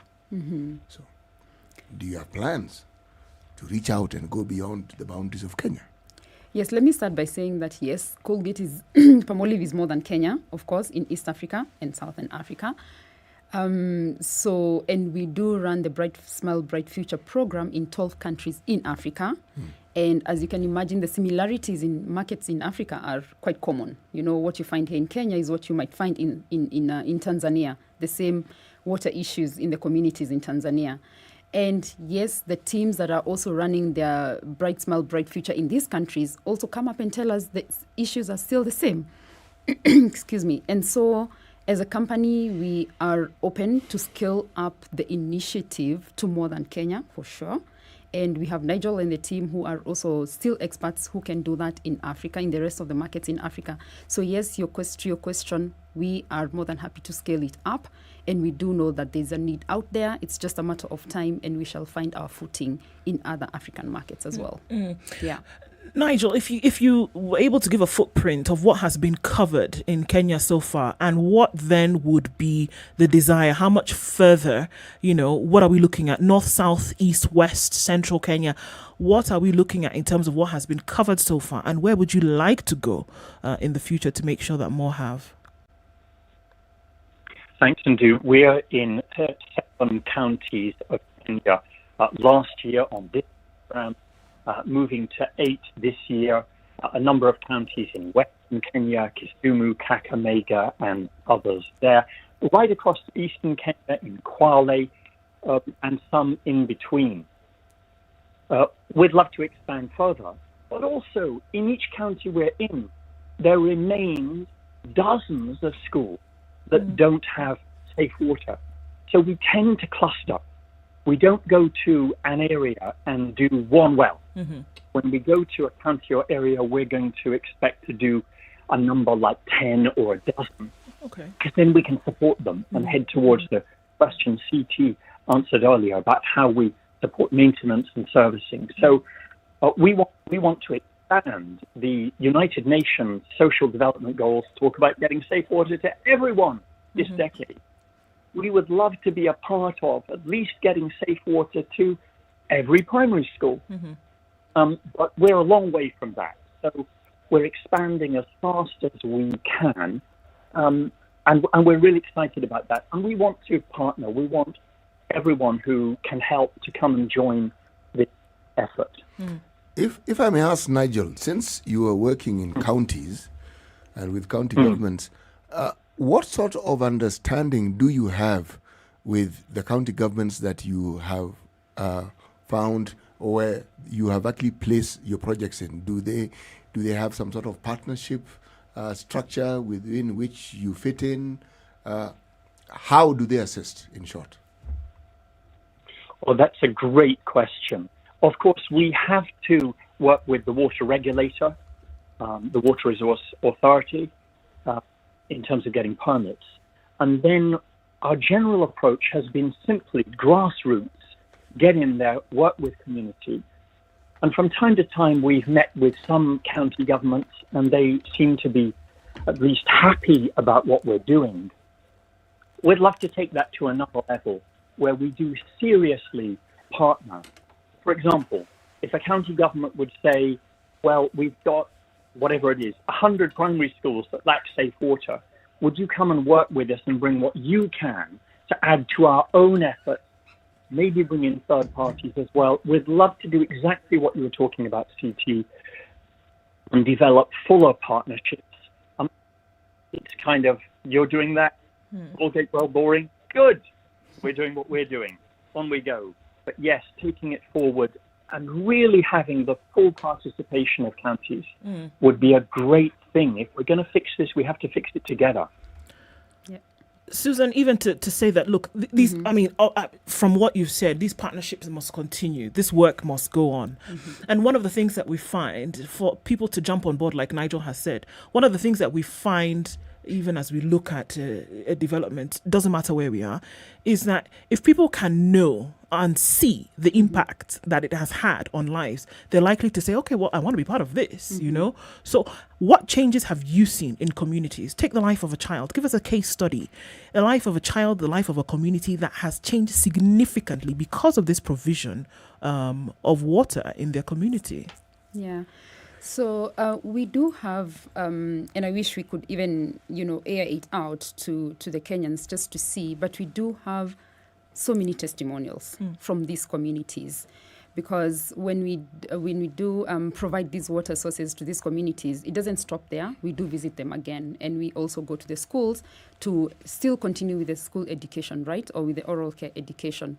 So we have testimonials. We have situations where these children really could not attend school, and all they used to do is to help with the house chores, but now they are actually in school, and we have communities that even we have mothers who can even attest and speak to it and say, this is the best thing that has ever happened, offering water to the community, because like I said, it helps even with the cooking. It helps with the house, it helps with plants, it helps with the animals. It's bigger than even this one child.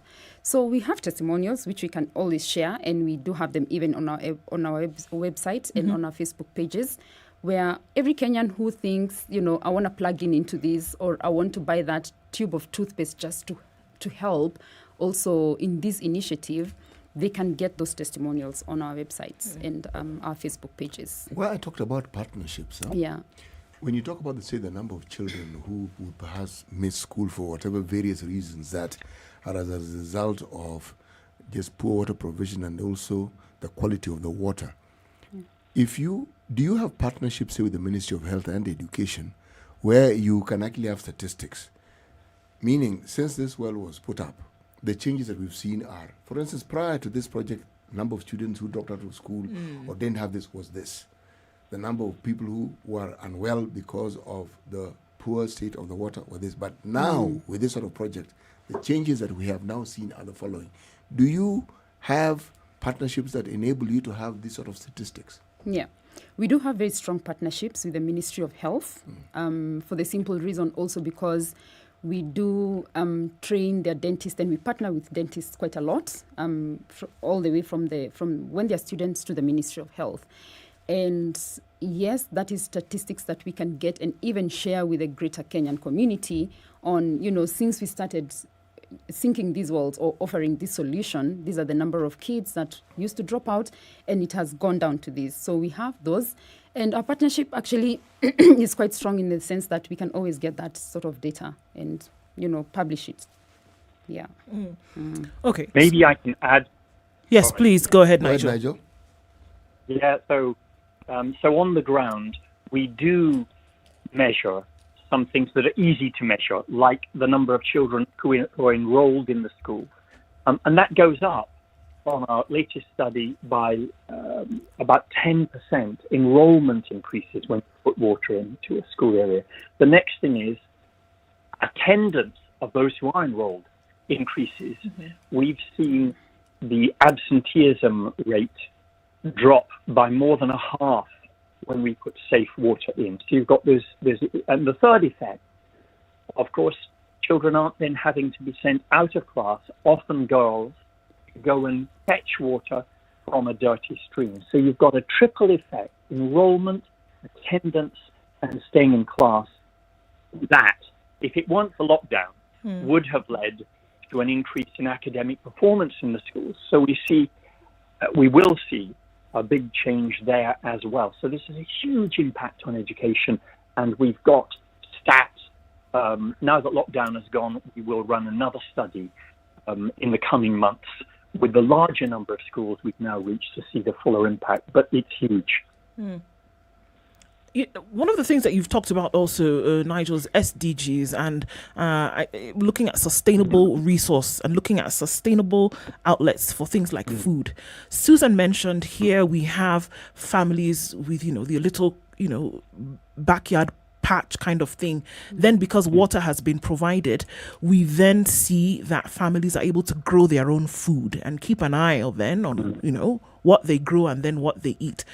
In as much as we've seen education clearly has improved because the attendance then has either been maintained or improved upon, have we also seen that in health, because of better sources of food, families are healthier and then reducing the visits that they would have to go to hospital for? I think that's a great question, and we haven't run that study. But what we can say is that using water to grow crops in schools is something we absolutely encourage. And it's not really part of today's big conversation, but there's going to be a big conversation in the future, I think, about access to food because of the events in the world that are happening now that will affect the supply of food. It's even more important to use the water that we can get to grow what we can locally to protect against very likely the coming problems that we will face in the next year or so on food supply. Nigel, have you finished saying what you're saying? I think we may have dropped off Nigel. Yes. Sorry. Yeah. I was waiting for you to say some more, but anyway. I was waiting for another thought to come to me, but it hadn't. Okay.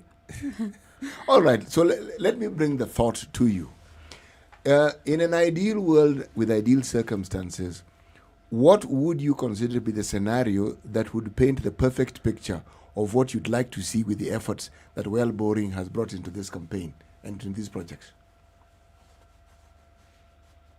And is that to Susan or me? Nigel. Okay, very good. So, our long-term vision is that every child in a primary school gets safe water. Mm-hmm. That's really what I would love us all to commit to doing what we can to support. I think this idea that we have to live with it, that it's it's the way that it is. Well, it is the way that it's been. But I think if we work together with great partnerships, as we have with Colgate Palmolive, fantastic partnership, we are making a profound difference, and we just want to scale now. So if we all come in, we want to consign this problem to history. Yes, that's what UN goals are about, but it relies upon real work on the ground. So every one of your listeners who wants to make a difference here, come and make a difference, and let's transform as much of Kenya as we can by bringing safe water. When will it be enough, Susan? And when will we get to the point where we say, okay, well, you know what? Is it when there is water in every home, where there is water in every school? Is that when we'll say, okay, guys, thank you very much, we are done? Or when will it be enough? It will not be enough, because we want to go on and on and on. And to your point, yes, if every home, every community can have clean, safe drinking water, and every child is able to attend school, because then they don't have to deal with unsafe water and the issues that come with it, then that is when it shall be enough. When is that? We don't know. As a company, we are trying the best that we can. We are calling upon Kenyans to also come hold hands, and we do the best that we can to sink in these wells, to offer these water solutions so that it can at least end sooner than later. But I can tell you the plan is for us to make sure we see to the end of it. Yeah. Mm-hmm. One of the things that is always heartwarming is when you actually see initiatives that meet the needs of people at the point where the needs are most prevalent. Now, when you talk about drilling wells and boreholes, some of these areas are not areas that completely have no rainfall. They have some rainfall. Yeah. In addition to simply digging wells, do you also train people to harvest water? Do you, Nigel? Yeah. No, I can speak to this. So when I started visiting Kenyan schools, I would see in almost all cases that there's some guttering and there's a tank somewhere. So that at some point someone had put in a rainwater harvesting solution. Right. And I saw that in almost all cases the guttering was broken. There were problems with the tanks and it wasn't being used. And so my first thought was, let's fix all of these. Let's just fix them. And I was persuaded that that's not a good enough solution. Why is it not good enough? Because although, as you say, there is rainfall, in the rainy seasons, there's usually enough water for a school of 500 people, people living locally. But outside the rainy season, there isn't. So it's going to run down unless you get a super huge tank. And then there are other issues about keeping the water in the tanks clean, keeping the gutters clean. So that debris isn't falling from trees, birds aren't creating a problem, and so on. So the sanitary problems around it are significant. It needs really good maintenance. So I got persuaded, and I'm sure it's right, that with good, clean water underground that we can reach and then seal with a simple pump and a nice tap coming out, that's sustainable, providing we maintain, and it's really, really safe. So that's our absolute focus. And we're getting scale by sticking to that every time. Thanks for that, Nigel. And, even as we wind down on this conversation, Susan, what can people do today? How can people then contribute towards making this a reality in the future? Great. So thank you so much, first of all, for giving us this opportunity to even talk to the Kenyans and tell them or show them how we're trying to make a difference as a company. And obviously to any Kenyan who feels they would like to plug in and even want to know more about this initiative, they can find some information on www.wellboring, which is one word, /Colgate and another slash at the end. They click on that website. It should take them straight to exactly the discussion that we've had and even more details, if you may. And even over and above that, there's a drop-down list somewhere on the website where you can actually select and nominate a school or a community that you feel really needs help with having a water solution. So nominate as many schools as possible from back in our communities if you feel that they have that need. What I cannot guarantee, though, is that we will definitely run and sink the well. Yeah. What we will do as a next step is obviously the well boring team, Nigel and the team, will go to the ground, assess the viability, the feasibility of sinking a well, and then we'll definitely get back to the people who've nominated the schools. Thank you very much, for joining us in this. Nigel Lineker is the co-founder of Well Boring, and Susan Munga, head of sales Kenya, Colgate Palm Olive. It is 9 o'clock. Thank you for joining us this morning. Thank you.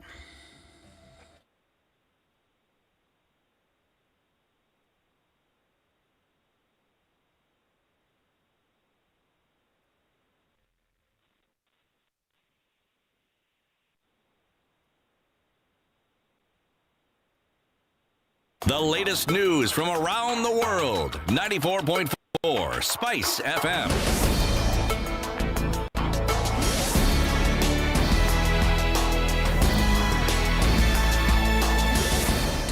To make major announcements on its political future has been postponed. Today's meeting was due to take place just hours after party leader Gideon Moi reiterated his support for the Azimio party flag bearer Raila Odinga. In a statement, Moi urged KANU members to continue promoting Azimio outfit he says is aimed at uniting Kenyans. Moi said that he is still consulting with the other parties sharing the same ideologies and that no one would be left out. Now, Homa Bay County Commissioner Moses Leland has put on notice politicians propagating hate speech during their campaigns in the county. Leland said they have profiled politicians who were inciting the public as they seek votes from residents. The administrator said they will go after such politicians so that they are brought to book. He said some politicians have already recorded statements with the Directorate of Criminal Investigations over hate speech. And Justice Mohammed Ibrahim has been elected unopposed as the Supreme Court of Kenya representative to the Judicial Service Commission. The exercise was conducted by Independent Electoral Boundaries Commission returning officer Abdi Dahir Maalim Abdi, who certified that Justice Ibrahim was the only person who stood validly nominated for election. At the end of the exercise, the Supreme Court of Kenya, led by the President Chief Justice Martha Koome, said it believes in free, credible and verifiable elections. An outgoing clerk of the National Assembly, Michael Sialai, has vowed to strengthen relations between Kenya and Namibia if his appointment as a High Commissioner is upheld by Parliament. As the vetting of ambassadors, High Commissioners and permanent representatives continue, Sialai appeared before the Departmental Committee on Defence and Foreign Relations, vetting following his appointment as High Commissioner to Namibia by President Uhuru Kenyatta. Sialai said he endeavours to enhance ties with Namibia on education, tourism, trade, among other agenda if his appointment is approved. Sialai possesses unrivaled experience in the public service after over 25 years in the Parliamentary Service Commission. He was first appointed as the first clerk assistant in Parliament in 1995 and rose to be the clerk of the National Assembly. Rift Valley Regional Commissioner Mali Mohammed has issued a 7-day ultimatum to pastoralists living in a kraal on Kenya Wildlife Services land in Turkana South Sub-County to vacate due to highway robbery incidents along Kainuk Lokeshar Road. Mohammed said highway robbers have have been hiding in the kraal near KWS station in Kainuk and committing robbery along the road that connects Kenya and South Sudan. It said the highway bandits had crossed the red line following an incident where they attacked an assistant chief after attacking a police officer. The attack followed a series of highway robberies that left passengers nursing gunshot wounds. Somalia's newly elected president is welcoming word that U.S. Special Operation Forces will again be based in Somalia to help in the fight against Al-Shabaab terror group. Hassan Sheikh Mohamud thanked U.S. President Joe Biden, calling the U.S. states a reliable partner in Somalia's quest to stability and fight against terrorism. U.S. forces have been working for years with Somali forces in their efforts to contain Al-Shabaab, described by U.S. military and intelligence officials as the Al-Qaeda terror group's wealthiest and most powerful affiliate. But in December 2020, former U.S. President Donald Trump ordered about 750 U.S. forces in Somalia to withdraw, instead of having them fly in for periodic engagements. The decision, however, became increasingly unpopular with U.S. military officials who complained of having to commute to work, and with Somali officials who saw Al-Shabaab's forces grow in the absence of a persistent U.S. presence. And U.S. Treasury Secretary Janet Yellen is calling on allies to boost the economic support for Ukraine, saying the support pledged so far will not be enough to meet the country's basic needs. In comments prepared for the Brussels Economic Forum, Yellen says while Ukraine will eventually need massive support, for now it needs budget financing and funding to pay soldiers, employees and pensioners, as well as to operate an economy that meets its citizens' basic needs. Yellen adds that Ukraine's financing needs are significant, while crediting the bravery and ingenuity of the country's officials to keep its economy going. This is Newswire. I'm Dennis Aseto. Good morning.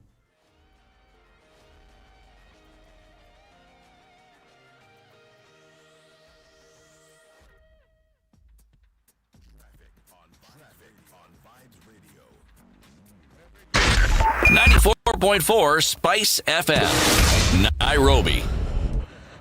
All right, traffic continues in most parts of the city this morning, a few minutes after 9 o'clock, and we're still seeing it heavy in some parts, but most parts of Ombaso Road looking pretty good today. The Thika Superhighway still remains heavy just around the Pangani underpass, but before that, you should be all right. Coming off of Kiambu Road this morning, also a little bit here and there. It's not too terrible. We'll keep our eyes on that. And then coming off of Ring Road Westlands going into the city, that's where you still find a little bit of traffic here and there. But not to forget, if you feel like hopping over Wayaki Way, you can use the Red Hill Link Road to get where you're going. But traffic has behaved really, really well today. Hopefully we can keep just so. Let's talk on SpiceFM KE on Twitter. Text 40127.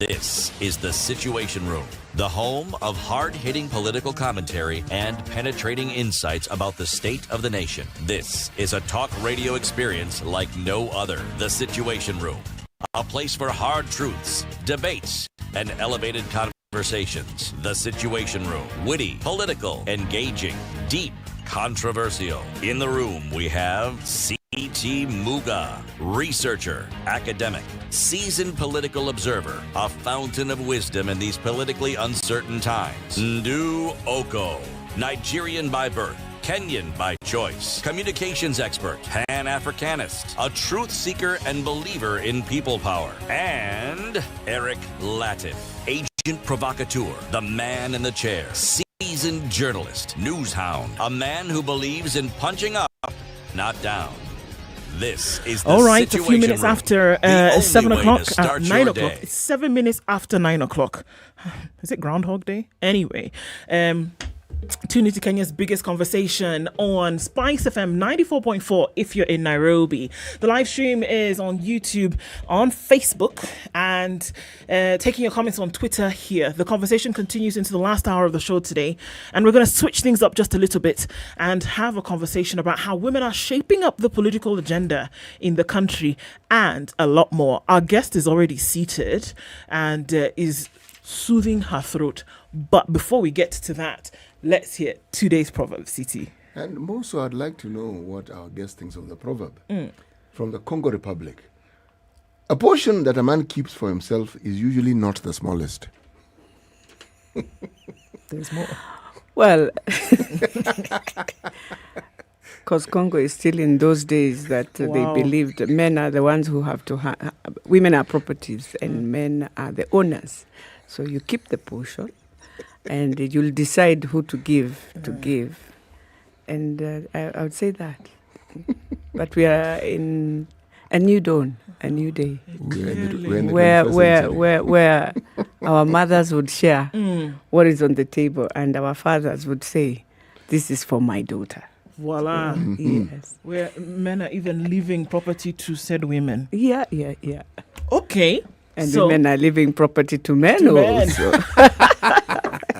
She needs no introduction, but we're going to do it anyway. Beatrice Ilachi, good morning, and karibu sana to the Situation Room once again. Asante. You've been in the hot seat before, so clearly the conversation has gotten hotter since you were last here. So probably in this case, you might be bringing some of this heat today. You are an aspirant for the Dagoretti North seat in this upcoming election. But we also saw you on the podium a couple of days ago. We saw you on the stage. We saw you on the platform jubilating at the nomination of Martha Karua as Raila Odinga's running mate in the upcoming election. Let me just start before we even get into the nitty-gritty of the politics. What made you so happy? For some reason, I watched that and I looked at you specifically. You were extremely jubilant. And her happiness was actually complete. You could see this is someone, it's like something they've waited on and they're saying, goodness, you mean it has actually happened. It's like they actually can't hold back the joy. True. Why? It was a congratulations. You've seen the hand of the Lord. Seriously? Seriously. Why? A journey we started in 2002. Very young, energetic girls looking at Kibaki coming in, looking at Ngilu, Charity Ngilu, Martha Karua, Beth Mugo, Zipporah Kitoni. So like 8 women. And that time was NAC, Rainbow, Cecily Mbarire, Millie Odhiambo. And we thought, at that time, you could not express whether it's time for women or women can get into positions, but these women just inspired us. And so then we began a journey with Professor Wanjiku Kabira. Every day she would send you, go and train women in Ijara, go and train women in the whole of Kenya. And I remember one day going to Ijara in Sophia Abdi's constituency now. And I walked in to train women.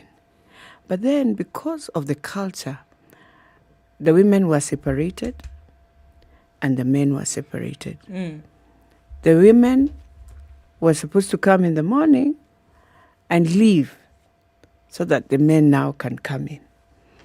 And you know, when you come from our other side of Kenya and now you've entered where they say Ukusi Kenya, and indeed at that time, we didn't have a lot of TV stations, but there was Al Jazeera. And everyone was watching Al Jazeera. And you know, for us at that time, what are you listening on this Al Jazeera? Because, so then we sat, we trained. And I left there asking myself, will they ever see a woman lead them? And so when you see Sophia Abdi, and then now you come and see Martha Karua, nominated to be the first woman deputy president of Kenya. It is not an easy journey. And the lobbying, and you remember when we started wearing white and others started wearing maroon, and people would wonder, these women, have we gone mad? And I remember in our side, the Embrace women were saying, we must push for this women's agenda. We must focus. We should not go into sideshows. We should not fight the men. We must focus until we achieve what we want to achieve. And I'm imagining then we went into the BBI and we had very high hopes that, yes, we shall achieve the 2/3 gender rule. But then after that, again, we felt. But then when Martha Koome came in that time, I think she gave us again hope. That indeed, women are coming in. And then when you look at the judiciary and we realize there's a Chief Justice a woman, the deputy is a woman, and they are moving on. And we said, yeah, Kenya is moving somewhere. So that is why, for me, I felt all those trainings we've done since that time, the years we've walked, and just trying to do civic education. Women can do this. Yes, I know people will judge us. Oh, women definitely will be judged harshly. Already Martha's, when I look at Martha and this other guy, you find that you'll question Martha, but you don't have anything to question. But you'll make questions for Martha. Yeah, and yet this one, who has a history, which is a very interesting history and a very terrifying history, is okay. He can move on, he can slap, and he can continue moving on, and even slap by the time he's taking the seat. I mean, then you ask yourself, really? So that is how that journey of a woman is. And I think it's not just Kenya. France are celebrating their first prime minister after 30 years. Yes. America is celebrating Harris, a vice president, a chief justice. And so it is a moment. One would think from this jubilation that is happening in the manner in which it is, that she's already in the seat. One would think that I know Odinga has won the election and is still very far from that. Yes, but the celebration is as though the seat has already been gotten. Well, one of the things would say is that is how now people will come to appreciate that it's important to work both men and women. It is important to believe, to appreciate that it's equity, not equality. And so she brings in that equity. She brings in some strength and oomph within the combination. And why people are celebrating is not that Baba has won. No. We are still looking for votes for Baba. We are still humbly requesting every Kenyan to believe in what Baba is saying, the third liberation and the last, by the way, because we shall never have anyone who will have such strength to push things for this country unless we come in now, young people, to pick, and it will take years.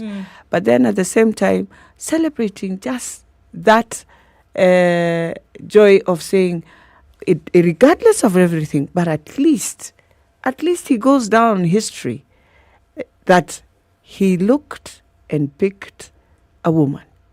I think that is the joy that people have.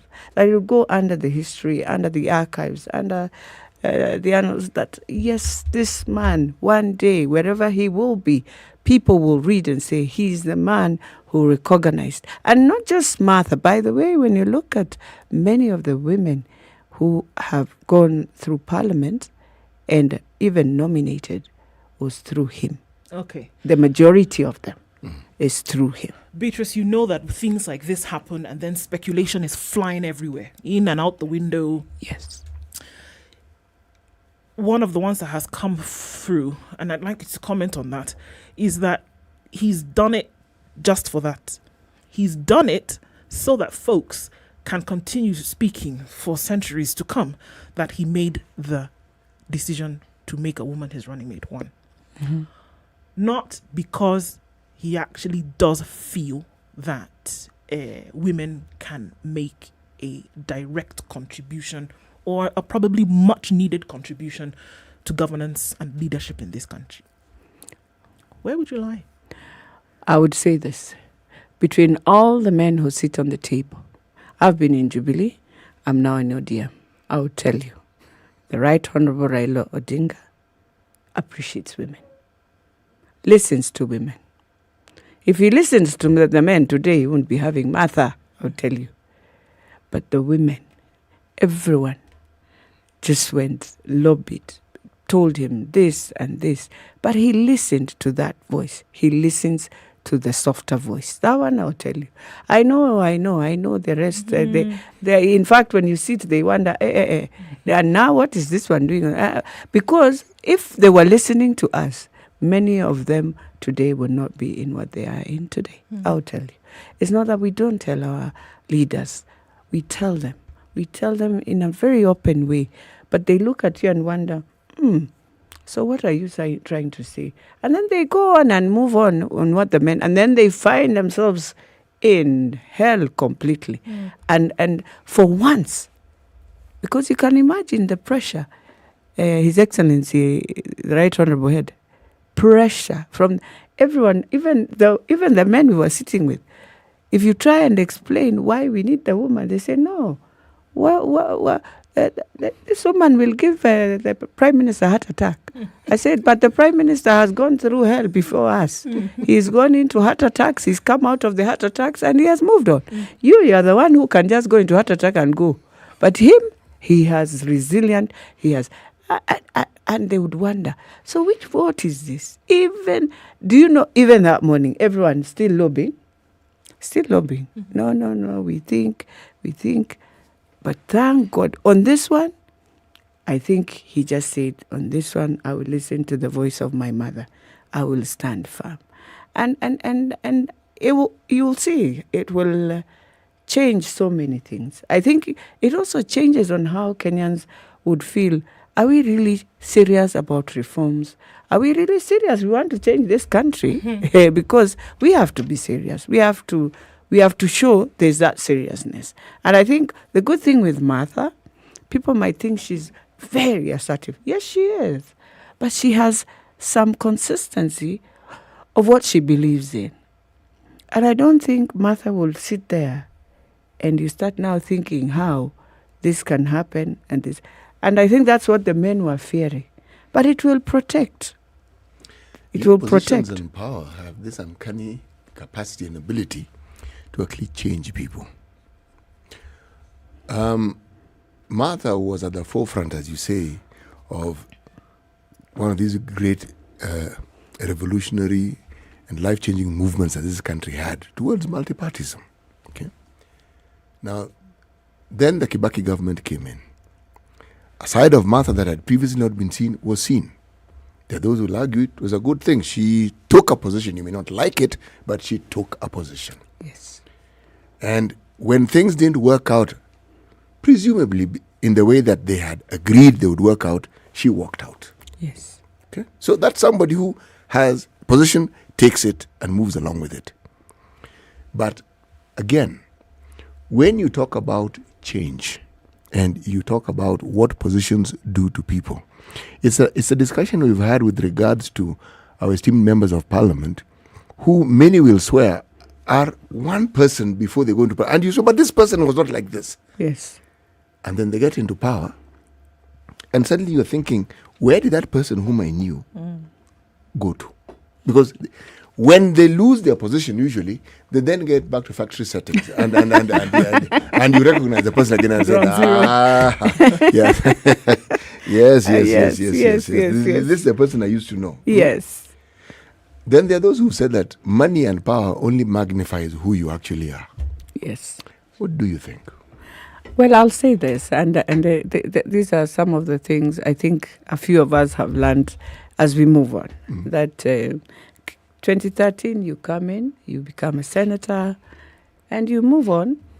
And I should always thank God. We've never changed. We are just the same person, same way of doing things, and that's it. And I'm praying to God, I should just remain that, because in the end, if one of the things, if you come and power and money corrupts you, it's because when you were walking in, maybe you didn't come straight within an agenda. And so you find things and you get excited and all that, and you forget it's just 5 years. It's a strategic plan. 5 years and gone. You either implement it properly or you implement it in the way you want, and people, what will they remember? That's one thing that I think that has taken many. But if you look at other leaders who have been there, they've been quiet. They just come, and they're there. They are just normal. Why? Because it's you have to understand it is your job, it's work, and you move. Martha, the good thing with her, from the 90s, she has seen this power. The day's power was power. Leave now. Leave. There's no power now. Power was there then, when they were there. And she came in. She has done proud to her constituency. Gishogo worked for them twice, I think 15 years. Was it 15 or 20? Or 20 years. Yes. Then she walked out. Her head was still high. There's nothing you can pick there. And she moved to her next level. People would say two things on Martha. And that is where, because in the African context, we don't believe on what Martha does. Yeah, but in the European context where they talk about democracy, that's the right thing that Martha does.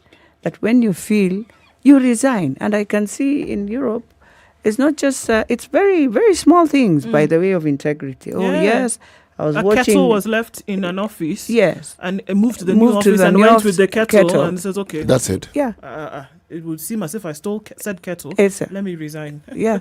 I did a party, which many of people did in Africa when there was COVID, but now they are resigning. But in Africa, it was normal, and we are moving on. So you imagine those. So for me, one of the things she believes in is constitutionalism. Martha respects that. So I know people are thinking, oh, so will you walk out? On this one, she won't. She knows as per the Constitution. And I think that is why even it was rightful to bring back the constitutional docket to her, so that she can always remember that within this constitutionalism, I am not just a minister. I am a deputy president who is there to complement and support my president in what he's supposed to do. And so, walking out, on this one, she has no choice. She's going to swear the Bible. Not the Bible she used to swear in Parliament. No. The real Bible now saying... So the one in Parliament is not real. No, it's real. But you see, people play around it. You could explain why things happen the way in which they do. Yeah. That's what I'm saying. No. In Parliament, it's the same Bible. Yeah. But the way we take things in Parliament is like, we are not serious. We take it as if we do it because it's like... one of the norms that we have to do, which is very wrong. But for this one, in front of Kenyans and the world, they will expect her to really take Kenya serious. That is what I think she needs to, she internalizes, she knows. Martha is one person in her journey. You've you've started the steps correctly. Came from university, you became an advocate, came from an advocate, you moved to a judge, you moved, came back, get into the civil society, worked with us in the League of Kenya Women Voters, FIDA, and then you moved. And so I think she understands that terrain in how, where we've come and where people would want to see Kenya moving to. And for the issue of votes in Central Province, I think one of the things that people did not understand is that Central Province is a very interesting province. For them, the politics, this is the first time they have played politics for like 4 years in their history. There are people who come into politics just when you're about to get to the election, is when they realize, oh, so Kenya is going to an election, we need to put ourselves together. They believe more, we are working. We are on our farms, we are doing development, we are doing this. So they come in just the way other people will come in. And it's like the Europe style. So you come in because you just have to come in and elect your leaders. But for this time, I think they have been pushed so hard. Until now, they've realized, okay, so this is how politics is, which is good also, so that you understand why other areas, people engage in this politics, feel that things are not right, feel that.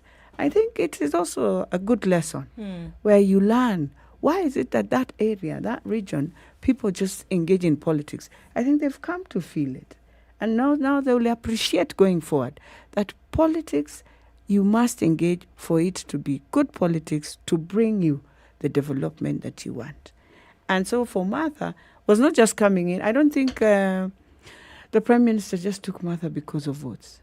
I think there are many other key values he looked at before. Because if it's votes, I think Martha across the country everyone has a word for Martha. Everyone can say something negative, can say something positive. But most of it, I think, will be positive. Meaning you can't ignore Martha. You can't. You can't ignore her. So I think that's the most, I think for the women of Kenya, I would say, the men have given us an opportunity. Let us embrace that opportunity and let's see. Yes. The gender conversation, sorry, Siti. No, go ahead. The gender conversation is still front and center. And as uncomfortable as the next thing I'm about to say may be, the fact of the matter is that with the selection of Martha Karua as running mate, it does not take away from the fact that this 2/3 gender rule conversation has still not been dealt with. Yes. And I think... are we going to forget that exists? No. We are very alive of it. I think one of the things that I would say now, for example, in the ODM party, he made sure all the women who were vying in constituencies and who they looked at their polls and realized, yes, you're doing well in your constituency, were given direct tickets. It's not something that many of our colleagues, the male, have been happy about it. But then I think what the Prime Minister, and you can see, all parties were still pushed by IEBC that please go and ensure you have 1/3 of women. The challenge with women also is that, yes, we are there, but I think the numbers are still less. The numbers of women who can vote or the number of women? The numbers of women who can vie. Who can vie. The numbers of women who can vote, we are now 10 million. 10 million women, registered voters. So the numbers are even there. The number of women who can vie. And the number, and yet, we are still in that pull and push of where men cannot believe you can leave this constituency for a woman. I would say the women who now were given the direct tickets is either you have vied and they could see your record, how you vied last time and all that, and two, you vied and you've won, you're still in parliament. Which is something which puzzles me. Are we talking about women who have the ability to vie or women who are willing to vie? Ability. But there are those who are willing, and they need that ability. So it is for the party to also look at both. I'll say, Siti, that if you just just say, okay, fine, those who have ability, there will be very few. But if the party is willing, and this now should start early. It should not come during the elections time, is when we are looking who is willing, suitable woman, who is ability. If the party wants to harness women, I think going forward, because they also receive money from the Exchequer, it is important to have an academy where you start building your women from there. Meaning the party should have an institution where you start training people right from their youth onward. Yes. And you start building them so that they come in slowly by slowly. They'll be taking over and it will help. It will help. And I don't think we'll go into the issue of now you nominate, you do. You'll find women having that ability to just go on the ground and vie. What I'll tell women, which I have seen and I know is something, it's good to say both the good side and the bad side. The bad side of us, now women, and that's what I want to plead with women. Don't use your card, your vulnerability as a woman to make things work for you. It's wrong. Go there as a leader. Be a Martha there. Martha doesn't do things because she's a woman. No, she does it. Be a Martha wherever you are, from the ward level. Be firm. Go look for what you want and move. But if you want to use some tactics to play games for your vulnerability, because I'm a woman, it's going to also destroy what the citizens would. Let's be like our mothers. They have never played the card of being a woman vulnerable. So I will find food for my children. They go find food for their children, regardless whether you call her what you. But for her children will not sleep hungry when she knows she can move at this level. When you talk about the academy, Mheshimiwa, there's something that comes to mind. I want to take a break, CT. Why don't we take that break? Let's take a break and have a look at weather and traffic, and then you can come and continue with that point. Cinder. Okay, it's 27 minutes to 10 o'clock. Conversation continues. Let's take a look at weather and traffic, and we come back and continue this.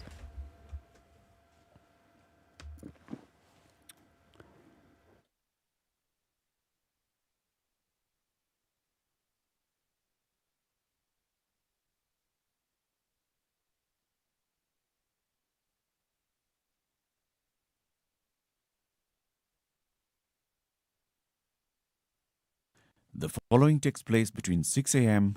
and 10 a.m. Have you seen them? Am I lying? Yes, it's a very nice outfit, I must say. Good Thank job. you. Asante sana. The compliment is well received. Good morning and thank you. Everyone in Wasingishu was asking me what channel is SpiceFM. 96.7. Tell them that, right? Yes, now they know. Thank you. It's a pleasure to be here. Pleasure to have What you. a beautiful studio, my friend. I've been to other radio stations, but I've never seen anything like this. Thank you, and it's very nice to be in a modern studio. Absolutely brilliant. And I have to say, it's a very cool ambiance here in your radio room. Just for our listeners, I think it is below zero in this room here. Very Swiss temperatures. 18 degrees and cloudy conditions in Nairobi, highs of 24 and lows of 15 today. Partly sunny at 19, highs of 25 and lows of 15 in Nakuru. It's raining in Nyeri at 17, highs of 21. And we'll see lows of 14, where it's partly sunny at 19 degrees in Eldoret, highs of 25 and lows of 14. The rain keeps coming down in Mombasa at 27, highs of 30 and lows of 24. And we're looking at light rain in Malindi as well, highs of 31 and lows of 27 today. It's sunny in Kisumu at 23, highs of 28 and lows of 19, while the sun is also out in Kakamega at 23. It'll go to highs of 27 and lows of 16. The rain is also continuing in Kampala at 23, highs of 26 and lows of 19, while it's cloudy in Dar es Salaam, currently at 26. We'll see highs of 31 and lows of 23. Looking out into Johannesburg, it's sunny at 11, highs of 17 and lows of 8, and at 24, mostly sunny in Lagos, highs of 32, and we'll see highs of 32 as well in a mostly cloudy Kinshasa. It's 32 degrees already in Beijing. Going into early evening, that'll be the high, coming down to lows of 16. While in Paris, it's sunny at 17, highs of 28, and we'll see highs of 23 in London. It's currently sunny at 15. And coming out of Tuesday night, New York, 15 degrees and clear, we'll see highs of 23 and lows of 14.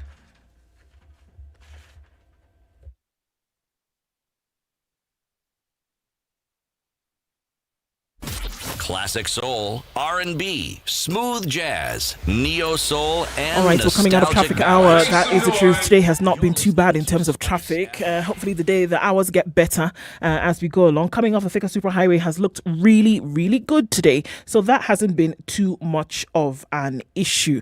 Coming out of Westerns, we saw a little bit of hold up here and there.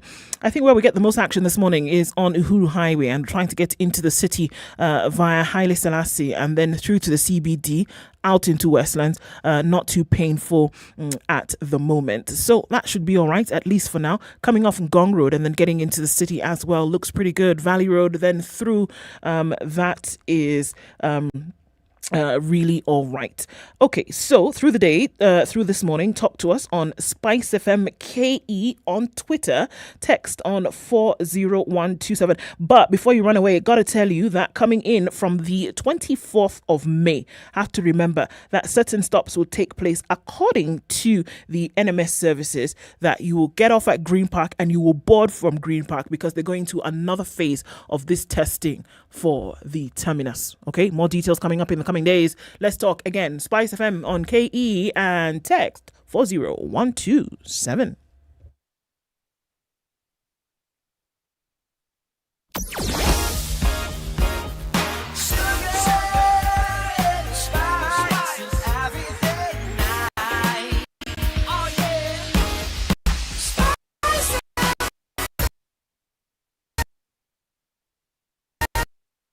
Spice up your life.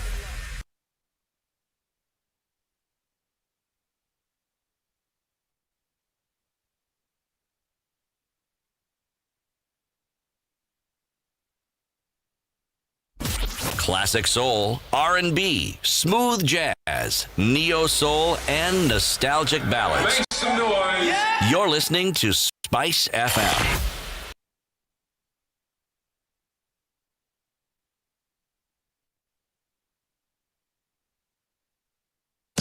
Business news with Spice FM. I'm Dennis Aseto. Utility company Kenya Power has named yet another acting managing director ahead of the installation of a substantive chief executive. Geoffrey Wasua Mule has been named as the company's new acting managing director effective May 17th in place of Rosemary Oduor, who was serving in an acting capacity. The latter proceeds on annual leave ahead of what is largely expected to be the naming of a full-time managing director. The National Treasury is seeking a further 10 billion shillings from May bonds after a dismal performance of the opening sale, which closed last week. The new top sale will seek to take an estimated 11.4 billion shillings left on the table after the rejection of expensive bids by the Central Bank of Kenya in the initial issue. The Reserve Bank had accepted bids worth 31.7 billion shillings from investor bids totaling 43.1 billion shillings, with the performance of the bond being way off the target of topping 60 billion shillings. The Postal Corporation of Kenya is set to go cashless from June 1st. In a public notice, the corporation, commonly referred to as Posta, outlined its cashless policy for all postal services from next month.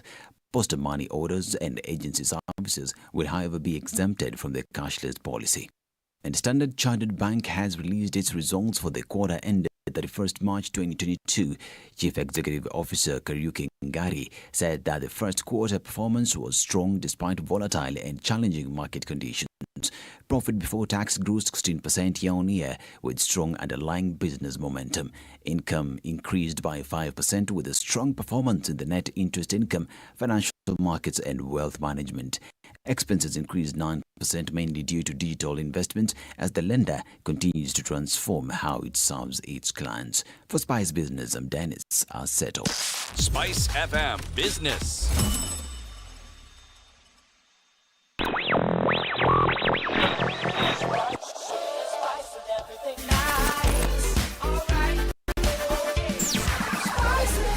Spice up your life.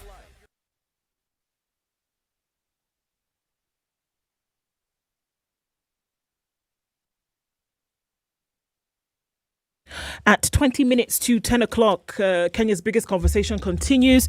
Okoh and Siti Muga with you this morning, and we are joined by Beatrice Elachi in the studio, aspirant for Dagoretti North constituency in this year's elections. And we've been looking at the gender card and saying, okay, well, women now.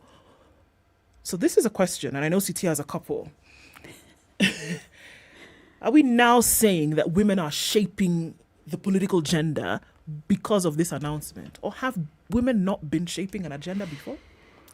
Women have been shaping the political agenda since, I think, memorial. I mean, when you look at the history of women moving from Mexico, coming to Copenhagen, then the Nairobi forward, going to Beijing, I think they've come from far in shaping this agenda. You remember Julio Jambo was also a running mate for Stephen Kalonzo.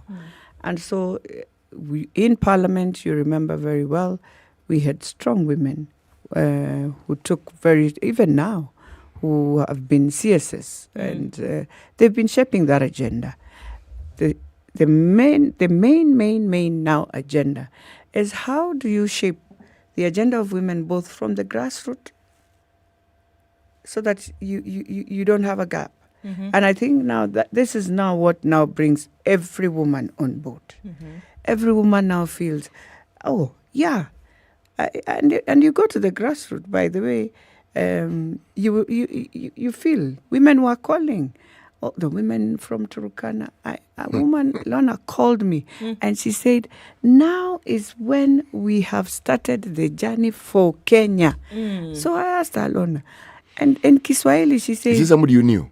Yes. Mm-hmm. But she's in the midst of Turkana, from Lodwa, I think, to her place. She's in Turkana Central, ndani. So she tells me, Mama, Mungu anatupenda. Mungu anapenda Kenya. Sasa ndio tumeanza safari ya sisi sote kujisikia tuko kwa hii Kenya mama. So then and then now a friend of mine, the mother who is in Madeira, who is she's our Shosho now, a mother. And she calls when she's with Shosho and she say, speak to Shosho, is very happy. So then, and I know Shosho is a person who loves her member of parliament completely. So she says, hey, in Kikuyu now, she says, now is when we have thought like grown-ups. So I asked her, sure. Are you going to vote? Oh, yes. With all of us by 4, we will be on that line. We will vote. Then I realized, okay, the undecided vote. Even when I went to Karen, I was meeting a few friends. I met like 7 women who they just called me, hi, Elati, yeah. Now I think I'll wake up to vote. So that undecided vote is a vote now that is now, because maybe you remember last time when I was here, I said, many people will not be voting for the presidential candidates. Their deputies will be their determining factor. And at that time, I know City asked me, I said, yeah, many are not waiting they've already seen the president. They are waiting, who is the second. Those are the people who will wake them either up or you kill their ambitions completely. So I think the undecided vote now has a chance to say, yes, I can wake up to vote. Or really. But at least we will see more people now having that inspiration to go and change their governance or just be part of the governance. You know, Mheshimiwa, one could argue, you are an ODM person. And so... I hope I'm not speaking like an ODM person. I'm speaking like a Kenyan. When you speak like a Kenyan and you belong to a party, the interpretation is you're speaking for the party. It's how people interpret it. And there's nothing you can do about it because they will think what they want. I know, yes. I want to go back to the time when you spoke about the possibility of an academy. The academy, in my mind, shouldn't be for women. It should be for both men and women. Yes. Young people. Yes, because young people. You then introduce people to the way both genders think and work from an early age. Yes. That is after school. So by the time they're actually going into elective politics, they have a fairly clear understanding of what the lay of the land is. Yep. True. And they will have had an opportunity to participate in certain things. I mean, many political parties around the world have precisely that. They have a program for ensuring that they grow those who have an interest in politics. And it's from those ranks that they can actually determine, I think so. So it's about time that such and such a person was given a push so that they can actually move towards maybe taking a more important role. True. But what I find significant, this is what I wanted to ask. Our political parties still revolve around individuals. Strongly so. Should this not also be a moment when political parties are grown so that political parties become the vehicle through which a lot can happen? So that even when the person who is considered the party leader isn't there, the party is still strong. Because what we see is whoever heads those parties, when they are gone, that party is also gone. Yes. There's something we saw in Kericho recently, something very unusual. Locals decide to support a candidate. His name was Dr. Eric Mutai. Yeah. Malim. Yes. People gave vehicles. Yes. People donated money. Now that was a unique, it was a serious, unique and a wake-up call to the power that people have when they determine. Somebody who, in terms of resources, as we call it, couldn't compete with some of his other competitors. But because people had decided, the decision was it. What am I saying? When you have a situation where the party is supporting individuals, even those who ordinarily might not stand a chance, but they have the ability, stand a better chance when you have not just party support at nominations, but party support with resources. Yes. Don't you think it's time, political parties, this party you belong to, I think this party that I belong to Yes. is a party in 27. I'm hoping those who have been walking the journey with the party will evolve and become now an institution where it's no longer about the party leader. It will be, this is an institution. And I think the party leader would wish to leave an institution where anyone can pick it and lead, regardless of where he comes from, but this party can stand firm with better pillars and structures. As you say, I have also a young man in Dagoretti North. This young man didn't have money. I didn't know him. Goes to the party primaries. And apparently women are the ones who have backed this young man because he works with orphans and the widows and everything. And now when they removed the incumbent could not believe. But for him, up to today, he thinks, oh, maybe it is Mama Elachi who was removed. But he doesn't look at the numbers of the votes that people voted. So then I ask myself, and it's the same scenario, when now people decide, now this is the person we need. And I think it's the best way that Kenyans should move with, because you come out of, the only thing, and that's why we need an academy, is that by the time you're coming out, by the time they are feeling you, you also understand not the landscape, but also the different people that you're going to serve. Because one of the things that I think young people are finding a shock also is now when I'm supposed to meet Shosho, the elderly, and I'm supposed to speak to them at a level that Shosho will feel embraced.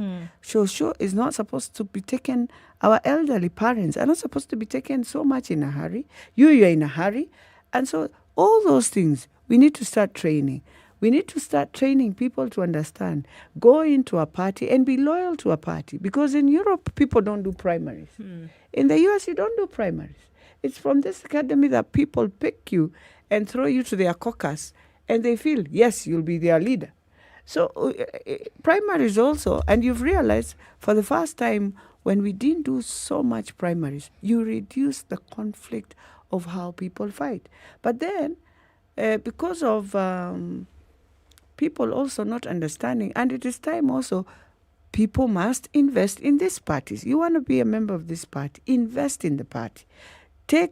That is the time you invest your time. That's the resource you give. So we're talking about fundamentals. Yes. And one thing that is raging right now is the fundamental of integrity. Absolutely.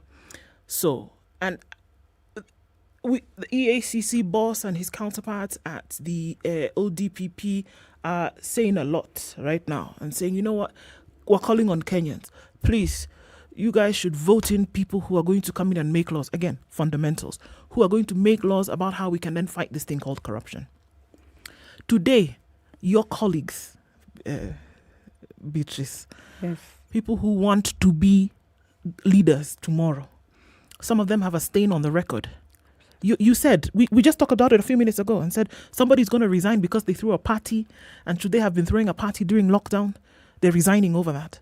But here we have many aspirants, office holders, who have more than a stain on their record, but are still asking for an opportunity. But some of them have situations that can best be described as crimes against humanity. I'm telling you. But here they are. Yes. I know. When we're talking about fundamentals here, should we say that it's about time that the law be changed, or there should be a demand, even by colleagues, saying, come on, man, you can see how this thing looks. Can you just step aside for a moment? Let's figure it out. You see, that is why when we were asking for the ministers to go back in Parliament, some of the things was that, you see, when you're a minister, we are colleagues. And I feel that indeed this you have wronged Kenyans. I mean, we will push you when you're in Parliament. But now you're in another office. You're so disconnected that first you're disconnected with the people. Then because the people don't understand, okay, fine, you were appointed. Yeah. Okay. Then, so they remember there's this other one who was elected. So everyone just believes this one elected is the one I feel more because you engaged in the process and you feel that process. I think for now, it's going to be a bit better because they are engaging with the process. It's not like the first time, the first 10 years. I think for this, they're engaging with the process. So, and you have been maybe with the people, the governor. I think now it's changing a bit. But the best, as you say, by the way, for me,